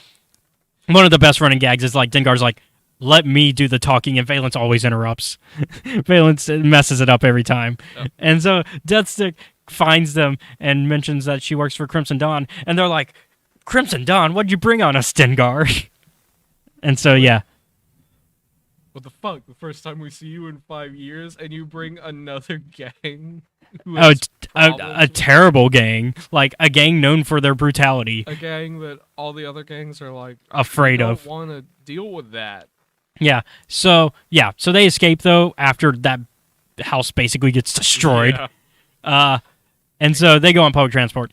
And so everybody's on, like, so Dengar, Valence, Just Lucky and Ariel is on Canto Bight, and Just Lucky and Ariel are like talking to Six Clan because like they work for Six Clan, which is one of the gangs, and they just got done failing, basically but like still owing money. Yeah. And Six Clan's like, look, you still owe us some issues. I got especially Lucky because his brother owes gambling debts, and they're like, we got this invite. No. We found out that that your mentor, Cray, is now working for Crimson Dawn. He's a traitor now. Go kill him. Yep. And they're like, are we going to do this? And they're like, we don't really have a choice. So they're like, okay. So they know to go to Jakara, so they start heading there. And as they're on their way out, they run into Dengar and Valence. And Dengar and Lucky kind of have some quips at each other, where Dengar's like, oh, your brother's still owing money. And he's like, oh, do you owe money still? Yeah. They talk shit and then leave. Yeah, like they just pass each other. And so Dengar comes into Six, is like, this is one of my favorite moments where I texted you. I was like, oh, I love the quips between Dengar and Valence. And so Dengar, once again, is like, let me do the talking. And then immediately just messes it up. He messes it up for once. And he's like, hey, Six Clan leader. And they're like, you owe us money. And Valence is like, oh, wait a minute, I can do this. And Valence actually gets it right for one. He's like, hey, so what if we go check out that party for you and we bring you back some useful info? And they're like, you know what? That actually would equal out to the balance. They're like, you know what? Yeah. Go do that. So, yeah. So now everybody's going to Jakara. Yeah. There we go. We're going to kind of skip Luke's subplot because like it's not important to this story. The rebels get the like one win they need. Yeah, basically, it's good for the story in that it gives the rebels a win, but it's like not important to this particular storyline. Like to the War of the Bounty Hunters itself. Basically, Luke and the X-Wings defeat this Imperial Star Destroyer, actually have a volcano erupt on it, and find some rebels. Well, cool. It's not important. Yeah, I think it is in terms of it gives. I think the only reason that it's important to this story is that it gives Luke a little bit of confidence that he needs. Just a little bit, because he needs a little bit of it for what's about to happen through the rest of the story. If he did not have that win, and they didn't just save any group of rebels, they saved Mon Mothma and Admiral Akbar, like key leaders. Key leaders, very important people. So, yeah. So that brought a little bit of optimism. So Luke's like, all right, I'm on my way now, because you guys need me. Yep. So let's go ahead and... The plot is over there, so I'm going to leave you all. Yeah, you guys are good now. So we're going to go ahead and jump to the party. Yeah. So this is where things get interesting. So Lando, Chewie, we're going to kind of skip the little bit of space issue that they run into. They basically accidentally, they do a hit and run on a Black Sun ship, because the Black Sun ship kind of brake checks them. Basically, the Black Sun ship brake checks them. Yeah. Because they were like, we're going to go around the other side of the planet, because nobody's going to come out of hyperspace on that side. Yep. And then, sure enough, Black Sun's like... cuts them off, and then they get mad a little bit at it, but they're like, so Chewie and Lando have to crash land the ship. They go ahead and crash land the ship. They end up fine. Chewie, Lando, and Leia are like, all right, let's go do this. So they have to sneak in. Meanwhile, Valence and Dengar are also like, all right, we didn't crash land, but we got to sneak on. Yeah. Vader is kind of just approaching however Vader feels like. Casual walk, I guess. Yeah. Like, I'll get there when I get there. He actually shows up fashionably late, so we're going to assume he's not there yet. And then Boba Fett's already there. He actually takes out this group of people that are late to the party. Like, honestly, all of our group is late. Like, everybody that we're following is late, except for Afra and Afrasana, Lucky, and Arioli. They actually make it before... They show up on time for the party. Afra and Sana are kind of spying on people. They find this Black Sun operative that has this necklace that has information on it. Like, they also run into a clone. That never gets resolved. And I'm kind of upset that doesn't get resolved. I think it's Rex. I thought it was Boba, but you're right. Because Boba's outside, like, scoping the joint out at that time. Yeah, it's just a clone. I think he works for the Rebellion. And I want to say it's Rex. But we don't know. We don't know. It's never resolved. It still hasn't been resolved. It's probably something that... Because I'm currently up to date on the comics. It's something still not resolved. I think it will be, though. I think it's a long-term story. Anyways. This is another fucking hilarious instance of people won't leave Boba the fuck alone while he's on a job. We'll get to Boba. So, but I want to talk about Afra and Lucky and what they're doing, since they're on time. That's right, they're on time. So Afra is like, spills this drink on this Black Sun lady's dress. Classic thief maneuver. And she tries to take it, but it doesn't work. So she's like, I'll just put a little chip on her to be able to basically put mics her. So that way she can listen in. And it was while she was talking to Cray, who was Lucky's target. Yeah.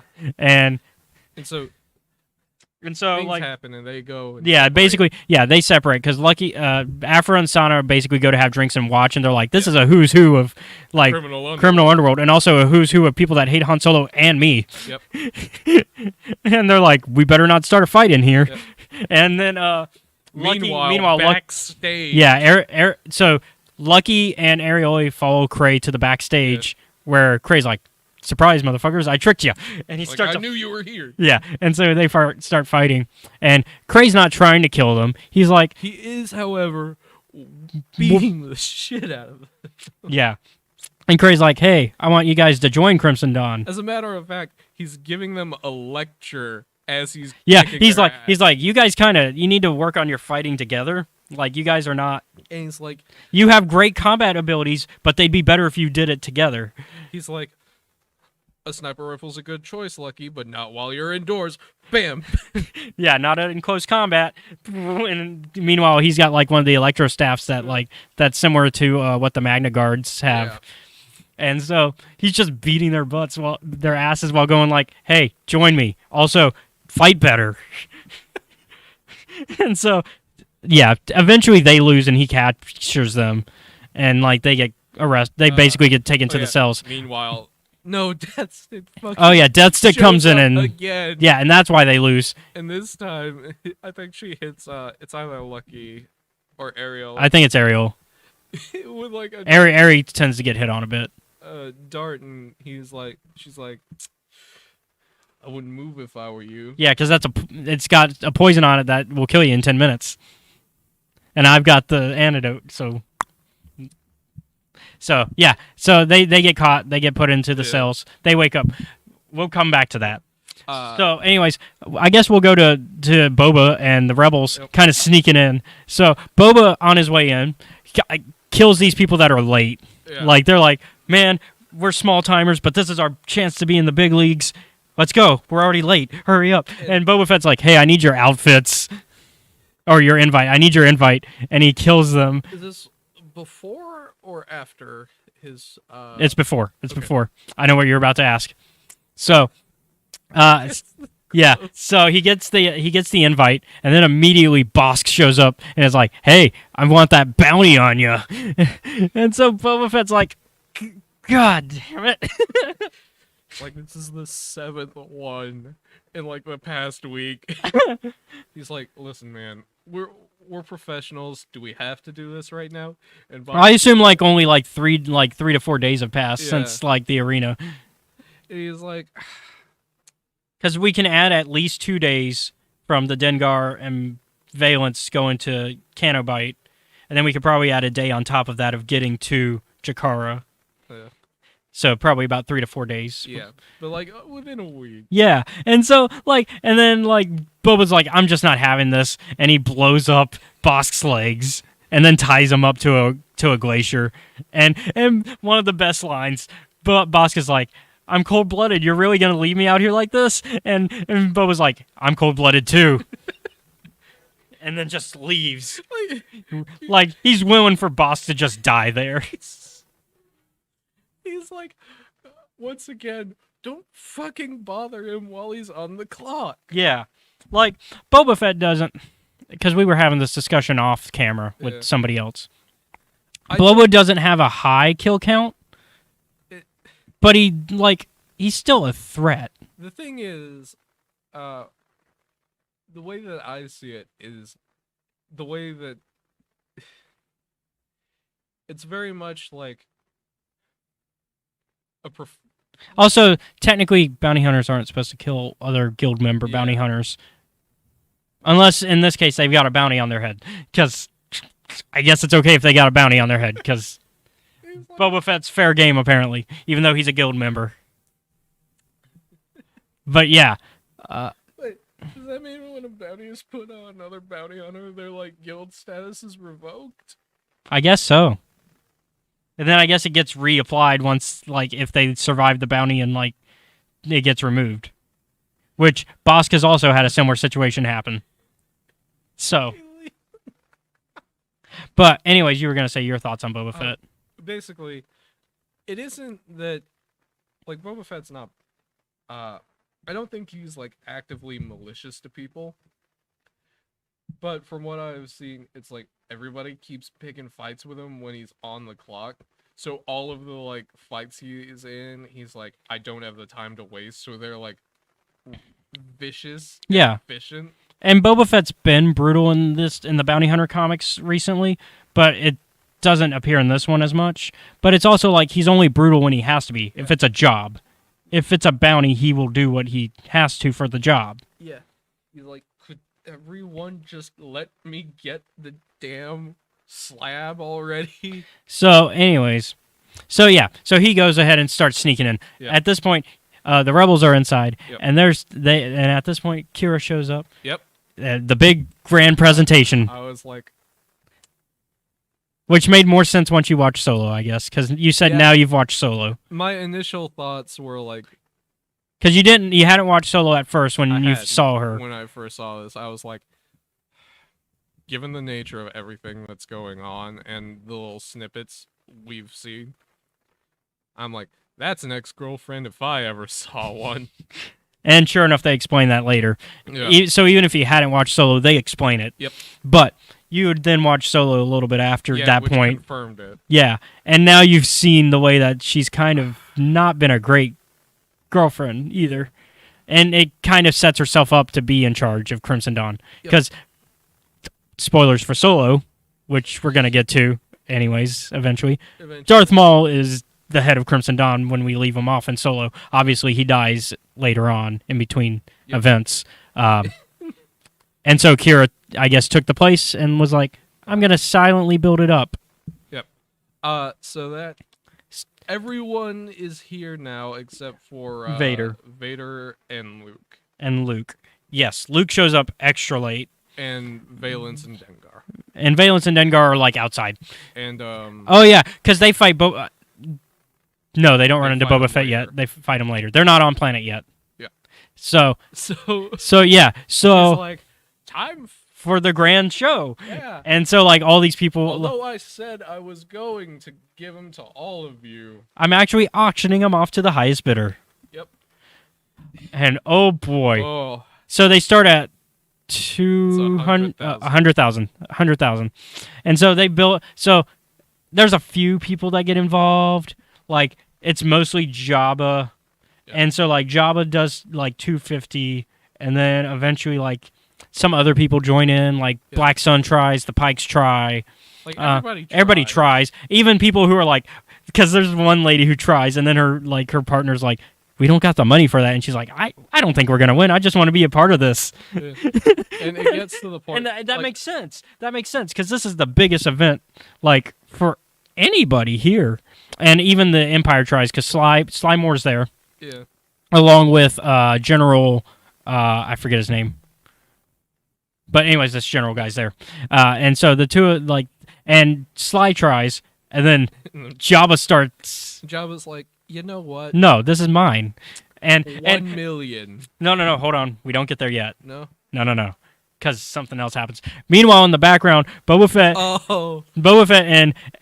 and the rebels, Leia, Lando, and Chewie, who have snuck in, and 3PO, I think, is there? No. Just Leia, Lando, and Chewie. They're there, and they've snuck in, and they're like, "Oh, we got to deal with that." And Lando's like, "Hold on, we got it. We can't just walk out there." And they find Boba Fett behind them, and they start talking to him, and they're like, "This is your fault." And they get mad at Boba Fett, and Boba Fett's like, "I'm just doing a job," like you said. Yeah. But still, you messed us up. You. And so they start to like get angry at each other. And meanwhile, Boba Fett's watching the auction happen. He's like, "Man, Jabba's willing to pay more than he was going to pay me for that." And so then they decide to fight each other. Yeah. Because and they're like, well, we can't use guns because then we'll get noticed. So they just Chewie and because Boba kind of like gets Chewie to fight him because he's like, look at this Wookiee pelt I've got. I've killed Wookiees before. No, I think it's during the fight. He tries to intimidate him like, I've killed Wookiees before. Don't fight me. And Chewie doesn't care. Yeah, and so they start fist fighting, and Leia's about to shoot him, and Lando's like, no, you can't. Also, Chewie's gonna win because don't mess with a Wookiee in hand-to-hand, and he is winning. Like Boba's getting his and Boba's finally like, you know what? Fuck it. Flamethrower. And poor Chewie. That's another brutal moment. Chewie gets singed. And Lando's immediately like, well, I guess I got to use my cape to. He's like, well, that didn't go to plan. So Lando uses his cape to like save Chewie. It's like a fire blanket. Yeah. Meanwhile, Afra is kind of snuck off away from the party because she went to get her necklace, the necklace of that Black Sun operative, which they find the necklace because they knock her out in the bathroom because she's in the bathroom still cleaning up her dress. They take it and then they're like, oh.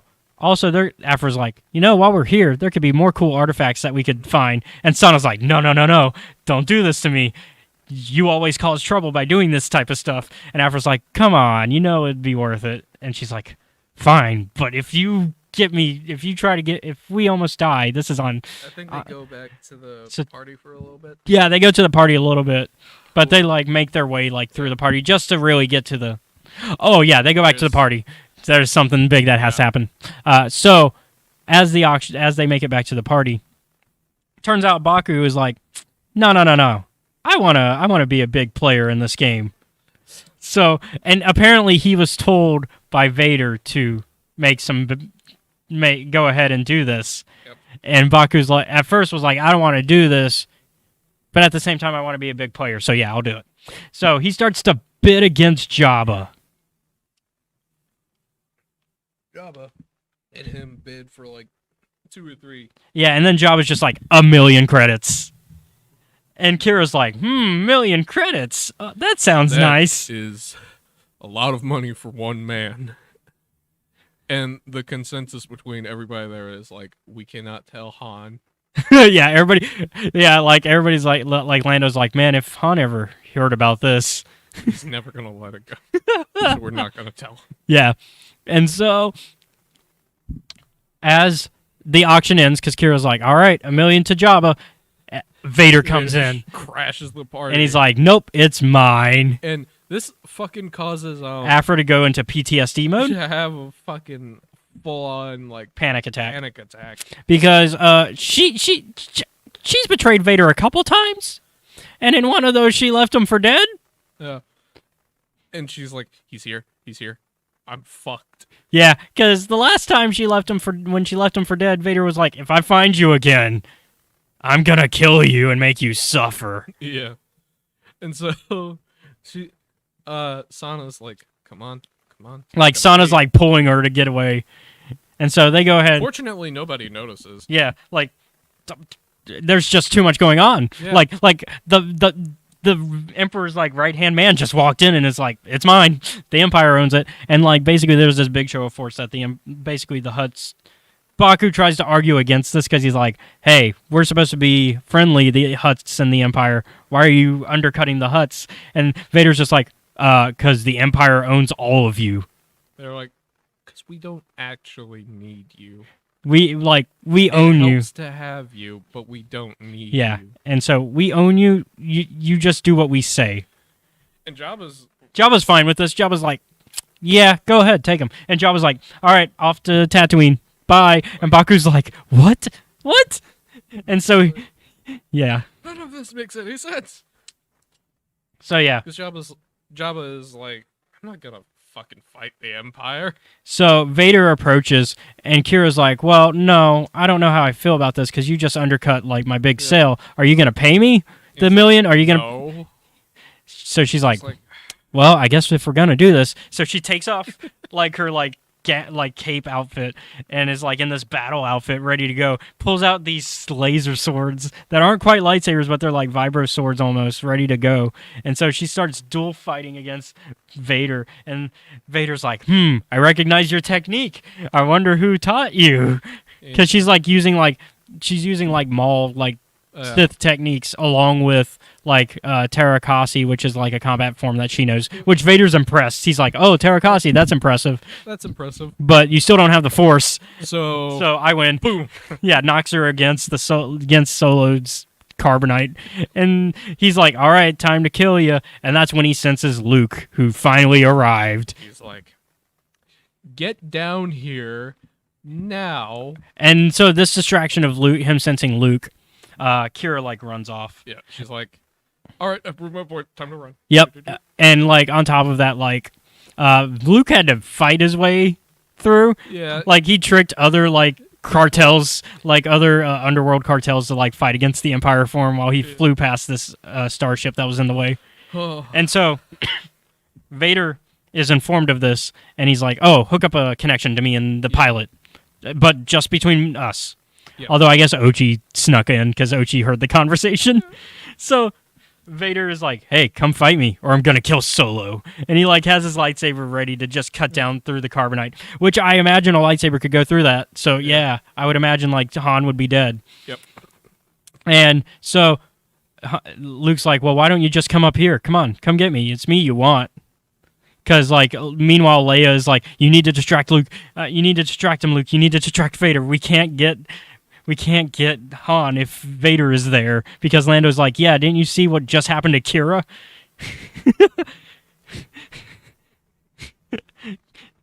Kira almost died. We would be way worse. He was like, we don't have fucking chance against that. So Luke's like, "Hey, come and fight me in space," and Vader's like, "All right." Yep. So All right, I'll do that. and then he tells the general, he's like, "You go take Han Solo, bring him up to your starship, to the Executor, my ship, and we'll deal with this." And so, thus begins the chase section. Oh man. So where do we want to? Who do we want to start with Boba? I guess, and finish out the. Actually, we'll come back to Boba. I think we should. We should say what happened to Bosk. Yeah. Because he's freezing to death. Yeah. Meanwhile, Tonga's crew, they come upon him because they were tracking Valence and Dengar, who are now on Jakara. And they were like, "Oh, that we found him." And so they park outside, and they find, instead of finding Valence and Dengar right away, they find Bosk. And he's becoming like a lizard popsicle at this point. And a lizard sickle, if you will. And they're like, "Hey, we should probably get him on our crew." And Zuckus is like, "I don't know about that. I think he's dead." And as he says that, Bosk comes like full on active. He's like, "I dare you!" Like Tasu Leech is like, "We'll kill him," and because Tasu's like, "I would love to have some Trandoshan. I hear it's a delicacy." And that's when Bosk gets mad. He's like, "No, I'm awake. Come fight me. I dare you. I'll wreck your shit right now. I don't have any legs, but I'll do it." And they're like, No. We need you on the team." So they bring him on board their ship so he can rest. Warm up so you don't die. And also, like, give you time to heal your legs. Yeah. Because Trandoshans can regrow their limbs. Yeah. So, yeah. So that's the Tonga of it all for the moment. Yeah. Because we'll come back to them because they try to track, Meanwhile, General Vakura has also, like, teamed up with Crimson Dawn. Because Crimson Dawn is like, "Oh, hey, we could help you with your whole taking over the underworld situation. Yeah. What if we put you in charge of the Unbroken Clan?" And she's kind of like, "I don't know if I want that, but I guess if..." I'll take it, I guess. Yeah, because she's like, "I'm not of the right lineage," because she believes in, like, the rules of the... Yeah. But she's like, "But also the rules are failing us, so..." So maybe it's time to switch out. So she joins Crimson Dawn. Yeah. More people joining Crimson Dawn. Yep. So Luke gets into a dogfight with Vader because of the stuff with Sly Moore trying to undercut Vader the whole time. Moore is actually still working with IG-88, who has been fixed by Deva Lumpop and a scientist who was killed by IG-88 immediately. And so, also IG-88 has the Droid Crush still working for him, and the Droid Crush arrives. Like, Luke crashes his ship because Vader shoots him down, and the Droid Crush arrive, and they're like, "Hey, we're gonna fix the ship for you." And like Vader, thankfully, also crashed because Luke like made it to where like on the surface of Jakara, they like the water as soon as it rises, it immediately freezes. So he's like, "Oh, if I just trick Vader into riding low enough, the ice will freeze and mess up his ship," and that works. And the Droid Crush is like, "All right, we're gonna fix your ship," and he's like, "Why are you helping me? Thank the Empire. We're just doing our job. We were just hired." And he's like, "Well, that was weird." And thanks, I guess. And so while that's going on, everybody is getting onto a ship, except for Dengar, Boba, and Valence, who run into each other. Dengar is like, "Hey, I found you, Boba. I can finally capture you and get that bounty." And once again, Boba's just like, "Fucking number 8 over here." He's like, and also like, "You guys are just so like small time. I don't care." And Dengar is like, "Then what?" He's like, "I'm not small time. What are you talking about?" And like Valence shows up behind him and behind Boba and is like, "Yeah, I got you." And Dengar doesn't stand a chance. Boba immediately shoots a rocket that sends Dengar flying, and he ends up on the middle of like this lone ice air, like going across the water by himself, like going wherever. And he's like, "Hey, Valence, help me out. What are you doing?" And Valence just starts talking to Boba with his gun aimed at Boba, and they start talking. Dengar, from the distance, not being able to hear them, is like, "Why are you guys just talking? Why'd you guys stop fighting?" "He's right there. Shoot him." Meanwhile, Valence and Boba's like, "He was going to betray you." And he's like, "Yeah, I know." And they're like, "Want to work together until we betray each other?" Sure.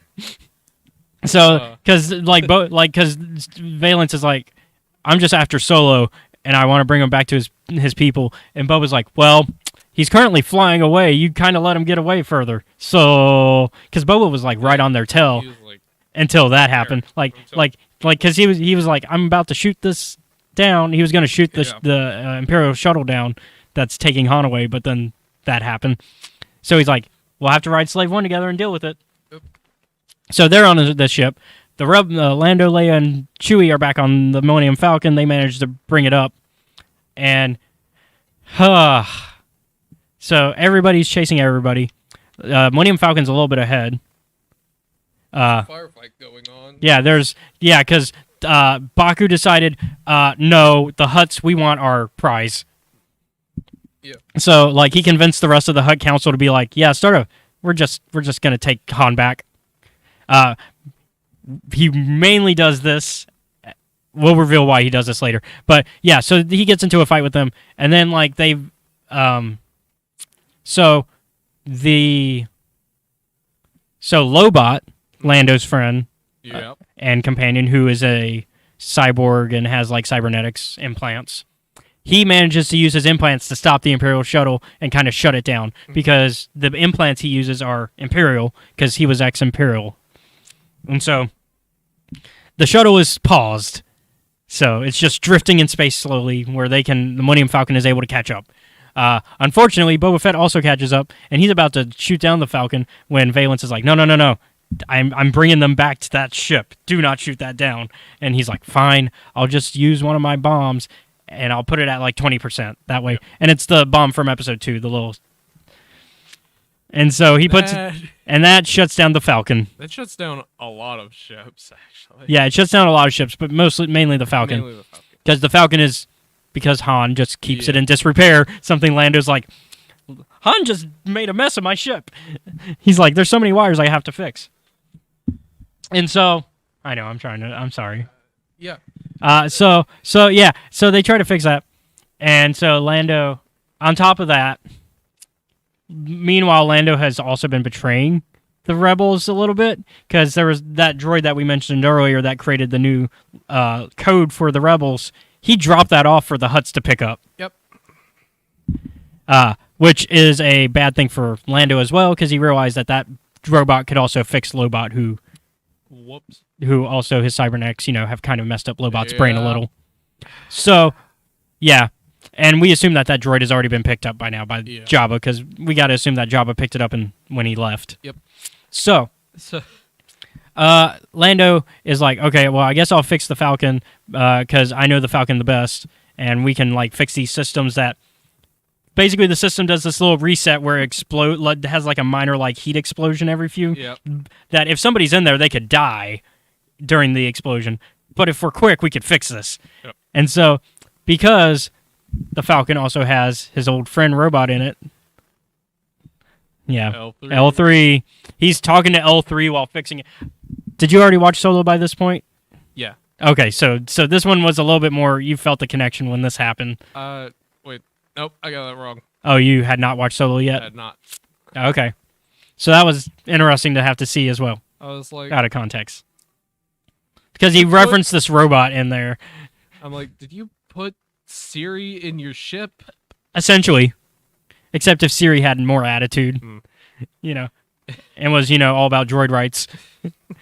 But yeah, so he's like begging her. He's like, I know I messed up. I know I gave you to Han, but just don't kill me.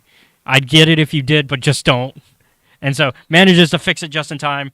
Chewie pulls him out, and he thanks her because he assumes that she must have let him live. Meanwhile, Boba and Dengar are catching up a little bit, but because the ship is getting out of range of Lobot, it starts to activate again, and... Boba and Valence, Dengar's... Oh, sorry, Boba and Valence, thank you. Yeah, we'll come back to what happens to Dengar. But Boba and Valence, sorry. Yeah, thank you.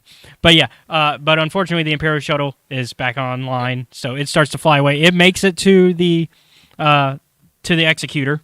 Yeah, they get on there. Yeah, well... A lot of people get on there. So Boba uses old codes that he had from Vader back from Episode 5.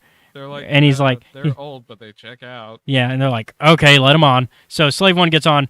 no problem, because turns out Baku, we already kind of knew this, was working for Crimson Dawn, but he gets ordered by Kira directly, hey, just send, like, because they had stopped. Once the shuttle made it to the Executor, the Hutts were like, okay, we lost. But no, Kira was like, no. You got to keep this fight going because I need a distraction for the rebels to get on the ship. And so thankfully this distraction is going on, which helps not only the rebels, but also Boba and Valence. So Crimson Dawn helps the rebels get on the ship. Yep.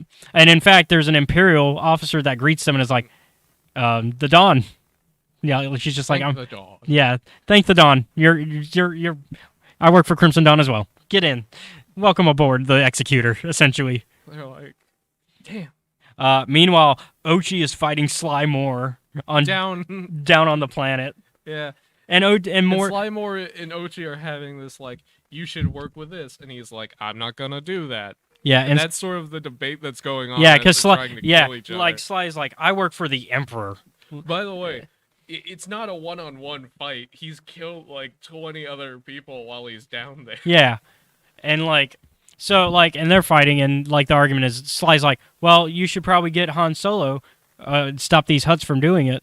And he's like, no, that's not the goal.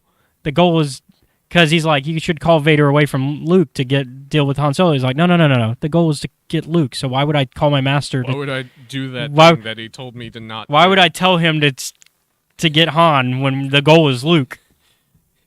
The thing he's already chasing. Yeah, like, Han was just a reason to get to Luke. He doesn't need Han anymore. Doesn't matter who gets Han at this point. And so, basically at this point, though, because Valence is ex-Imperial, he's like, this is a Super Star Destroyer, but I know Star Destroyers, and the layout's pretty similar. I could lead you to the prison cells. And so he leads Boba there, and Boba's like, okay, thanks for the help. You remember that part about us betraying each other? Yeah, now's the time. Throws a bomb into his chest and... He doesn't kill him, but... No, but... He is out of commission. We are being told throughout this comic run as well, though, that Valence is near death. Yeah. Because his heart is literally the only thing that's human about him. The cybernetics are putting extreme strain on his heart. Yeah, everything else aside, he's more droid than Vader. All that exists that's human is his heart at this point. We just watched the destruction of Valence throughout this run too. Like, Valence is just getting more and more like looking like Terminator as it goes, because we just see more of the machinery behind him. He's starting pretty high on the Terminator scale, but we just see more and more of it. Yeah. And so Boba just leaves him to die. And meanwhile, thankfully, Lando and Leia and Chewie are already there, along with 3PO, I think. No, 3PO's on the ship. So they found Han, too. And they're like, Leia's like, all right, they've shot the stormtroopers that were guarding him. Just give us, like, a minute, and we can, like, Leia's like, literally 60 seconds, and I can undo all this and get Han out of the carbonite. Nope. Immediately, somebody shoots at the side port and opens them into space. Well, not space. They're in atmosphere at this point. Yeah. And so Han flies out the window, and Leia's like, there's nothing we can do now. And Boba's like, maybe not you, but me. And Boba I got the tools for the job. So Boba flies out with his jetpacks over, and at the last minute, scoops Han out of the water with the grappling hook. Yep. And Leia and them think that Han died. Han's dead. Meanwhile, okay, yeah. Vader is fucking terrorizing Luke. Yeah, Vader is terrorizing Luke, and, like, the Empire is like, hey, we got a problem here. We're being attacked by the Hutts. Or, no. That we've got a problem here because, like, the ship has stopped, like, back when the ship stopped. We need some help. And Vader's like, unless the Emperor himself calls me, stop calling me. Quit talking to me. I'm doing stuff. Yeah, because at this point, Vader's fixed his ship. Because when Luke thought he was in the clear, he was like, I'm going to come help you. And then immediately Vader fixed his ship using the Force, and he's like, no. You ain't getting away from me. And so Luke's like, never mind. I guess I'm still dogfighting my dad. And so so eventually the Admiral who's on the Star Executor is like, Well, he said not to contact him unless the Emperor is and says something. Let's call the Emperor and inform him what's going on and kind of go over Vader's head that way, which is genius. So yeah, he calls Emperor. Fuck They you, inform. we'll call upper management. Yeah, they basically call and tattle on Vader and are like, "Hey, we got the Hutts are a problem and Vader needs to deal with them."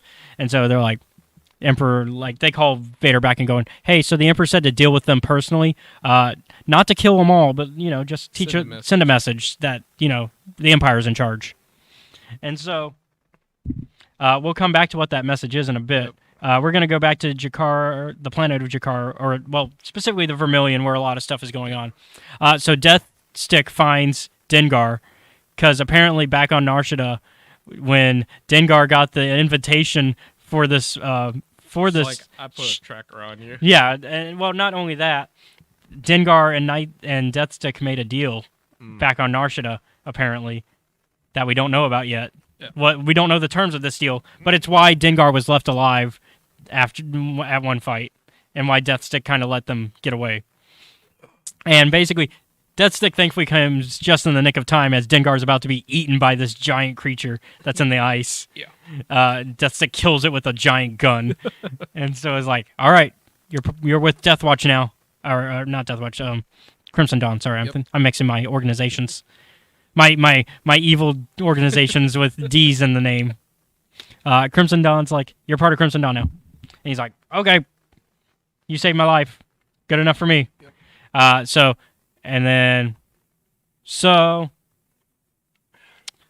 So Vader's way of dealing with the Hutts is he kills every single one of them except for Jabba.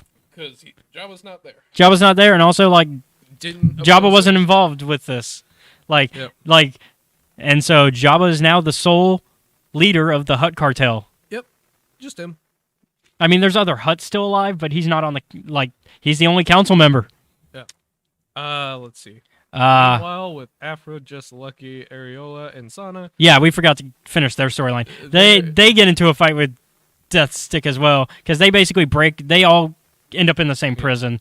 Because basically, as Afra and Sana were trying to steal some artifacts, Deathstick found them, and they were like, nope, no, a droid found them, because they broke into the room with it. They didn't even get a chance to see what was in there, and a droid was behind that door, because they were like, man, there's nobody here. We're surprised nobody's guarding this area. And immediately a droid guard shows up and is like, you're not supposed to be here. Poof, knocks him out immediately. They wake up. They're all in a cell together. They do the whole, let's cause a scene to break out, in which Cray is like... It only works because Cray cares about Lucky and Aerie. I'll just say Aerie for short, because Aerie gets nicknamed that a lot anyways. Yeah. So Aerie and Lucky... And then, they start fighting Afra and Sana to get the attention, and Cray's like, stop fighting! And then Afra uses her cybernetics on her arm to take over the droid. Yeah. And so, there's this whole breakout scene, and they make it to the... Forget if Cray dies. No, he lives. No, he lives? He lives. Very important that it's very important, because... Later stuff. Okay. Because he lives, which I'm curious how that affects Lucky and Aerie, involving the six kin. Oh, before they leave. Yeah, well, I was gonna get there. So they go through the treasure room again. They sneak in. No, not that. It's Cray's like, Lucky, they're going to kill your brother. Oh yeah, he tries one more time to bring him in. Yeah, he's like, here's another reason why you should join Crimson Dawn, because the six kin will kill your brother just to. Meanwhile, Crimson Dawn, we're not gonna do that. They're like, your brother doesn't owe us money. Yeah. But yeah, they make it to the treasure room, where they see Kira and Margot, Kira's main handmaiden or whatever, sidekick, subordinate, right hand, her right hand. Yeah. Anyways, so they see them in the room and they are putting the necklace that Afra stole back, and then they leave, and Afra's like, we need that necklace. So they take the necklace. As Deathstick comes in with Cray, another fight, and the only reason they survive is because Afra finds this very dangerous artifact. Because she's looking around, she's like, just because these are all artifacts doesn't mean they're all useful. And she finds this one useful artifact. And it's from this this group called the Ascendant, and they were basically a cult that was like, we're going to use technology to try to recreate the Force. Oh boy. It works. It worked. Yeah, like Aphra picks it up and is like, I can actually sense the evil on this thing. Like, to be fair, it does look pretty fucking evil. evil. Like she's like, I feel the aura on this. Oh, you feel the aura, do you? The thing looks evil. And so she uses it, but it's also like controlling her more than she's controlling it. And it actually fries her cybernetic arm, or cybernetics on her arm, rather. Her arm's human, but she has like cybernetic tattoos. But it fries the cybernetics on her arm to use it. But she manages to have the assassins that are with Deathstick kill themselves. Yeah. And then Deathstick stabs herself with her poison knife. And then Lucky and Eri of course, are like, hey, hope you have that antidote. Gotta be careful with that stuff. Here you only have 10 minutes to live. Like, it's the dumb teenager thing of like, I'm gonna talk shit to you when I should be running. But Sana has to carry Aphra because like this like takes Aphra out for a couple minutes. Yeah. And so they manage to make it to the ships, and Aphra is awake at this point. And then, of course, Lucky and Aphra aim their guns at each other because... All right, time to do it again. Time to do the betrayal that we always do. And they're like, so, we're not going to kill each other, though, right? We're just going to go our separate ways? And they're like, yeah, we'll go our separate ways. Because they had explosives on hand, and they were like, yeah, we didn't have to use the explosives because, like, nobody cares about what's going on in the back. No. Aphra decides to use the explosives by blowing up Eri's ship. Good luck. Good luck. And so, then Aphra and Sana leave. And they're like, God damn it. And Sana's like, so was that necessary? And she's like, oh, they'll be fine. They'll live. They'll live. It's our thing. Like, it would be less fun if, like, one of us actually died. Yeah. Like, it's our game, essentially. And they're gone from the rest of the story. I will be nice and confirm, yes, they live. So, let's go ahead and that's the rest of their story. Yeah. I guess let's finish off, like, the who's left now at this point. So, I'm trying to think what chronological order of it would be. I guess Kira meeting up with Leia first is the chronological order, because a couple things happens to Kira.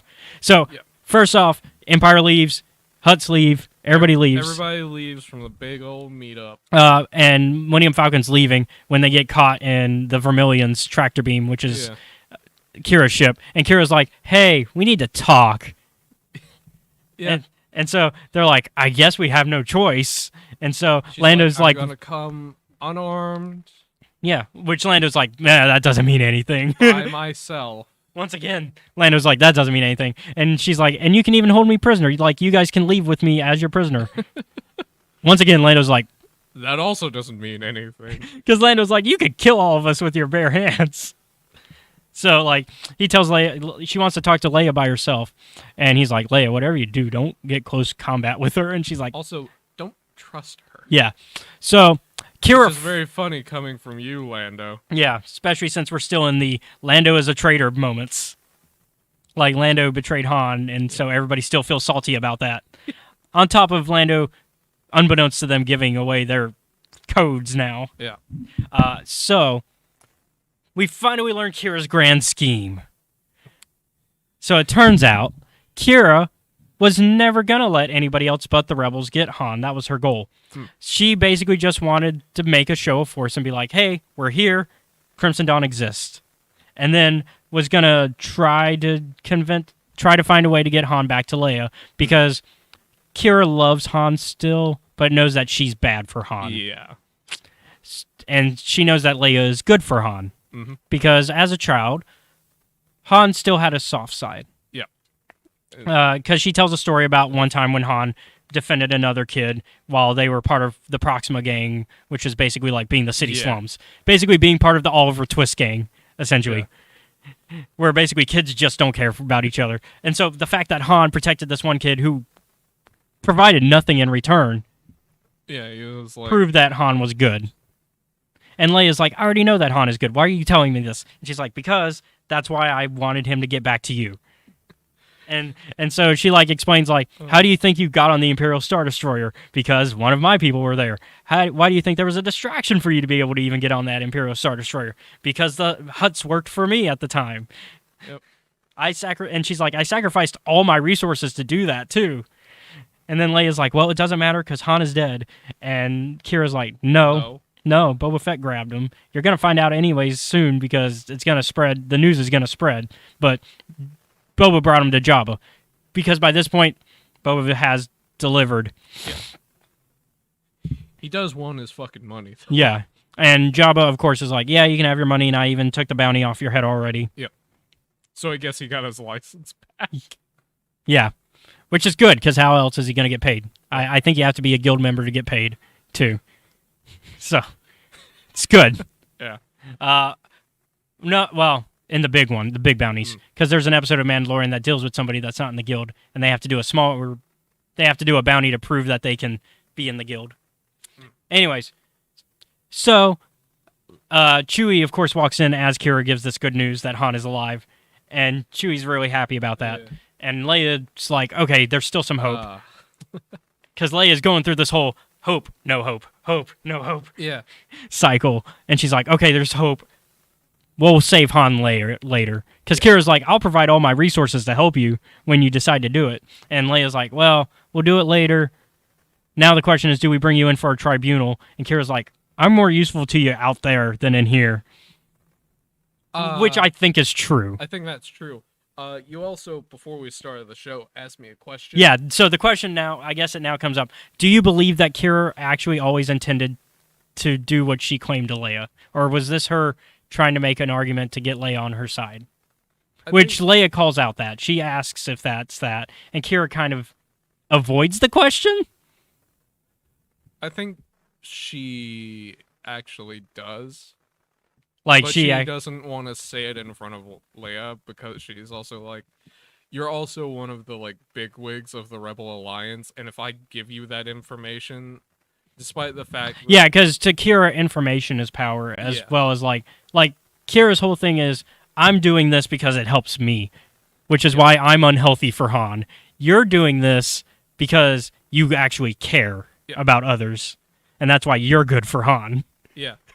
I do genuinely think that she was going to give him back. I think it's up in the air, but like I could see an argument either way. Well, and I think it's there. I think she does. She has a soft spot. I agree.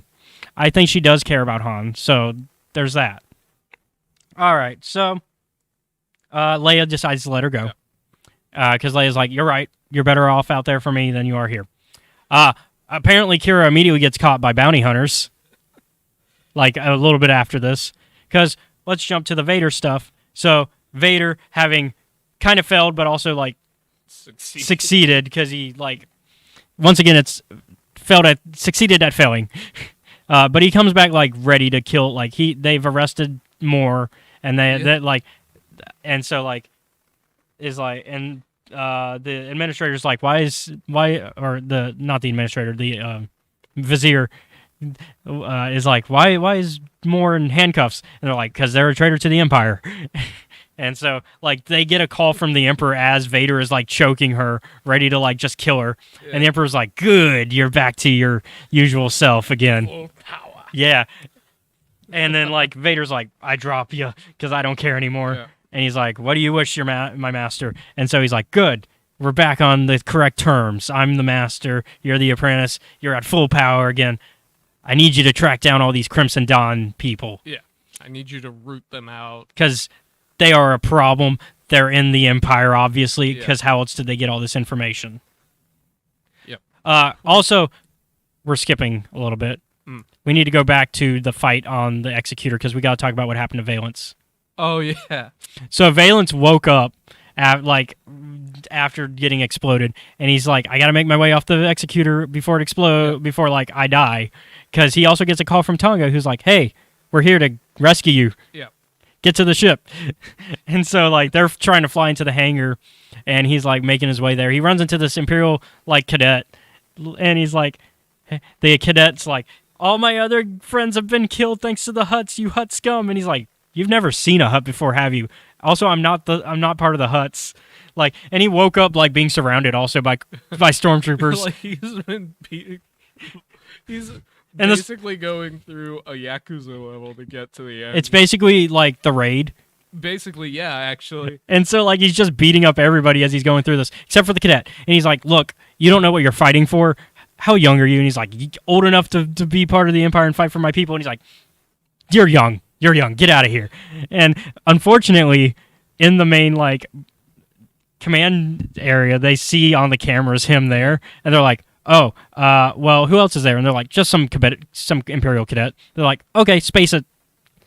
And Valence, and so the alarm goes off, and Valence knows what's about to happen. He's like, "Quick, grab my arm!" And nope. Cadet dies. I think, and he gets the name of the cadet. Yeah. And he like kills as he's like once it seals, and he walks out, and they're like, "Man, we didn't kill the command's like, man, we didn't kill him." And he like walks out of an elevator and immediately kills like one of the stormtrooper, and he's like, "That's for the cadet," and he says like the cadet's name, and he's like, so he starts to make his way out.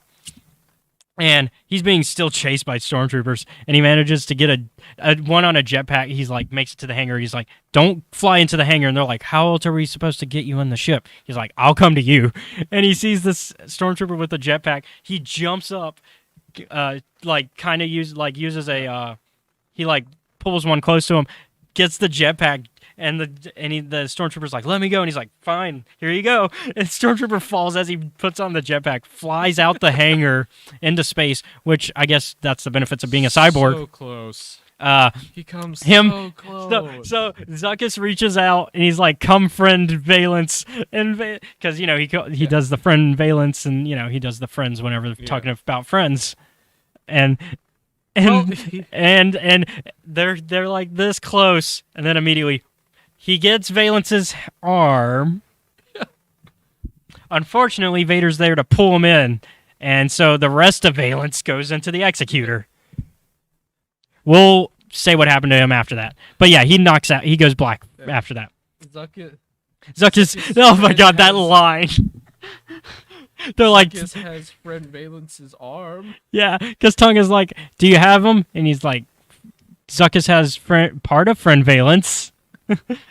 And they're like, well, we can't stick around. We just gotta go. Yeah, because it's bad. It's bad because everybody's shooting everybody. Because, of course, Tasu Leech was like, cool, fight. I'm gonna shoot these TIE fighters, which originally they weren't going to. Yeah. But Tasu, being Tasu, was like, ooh, fight.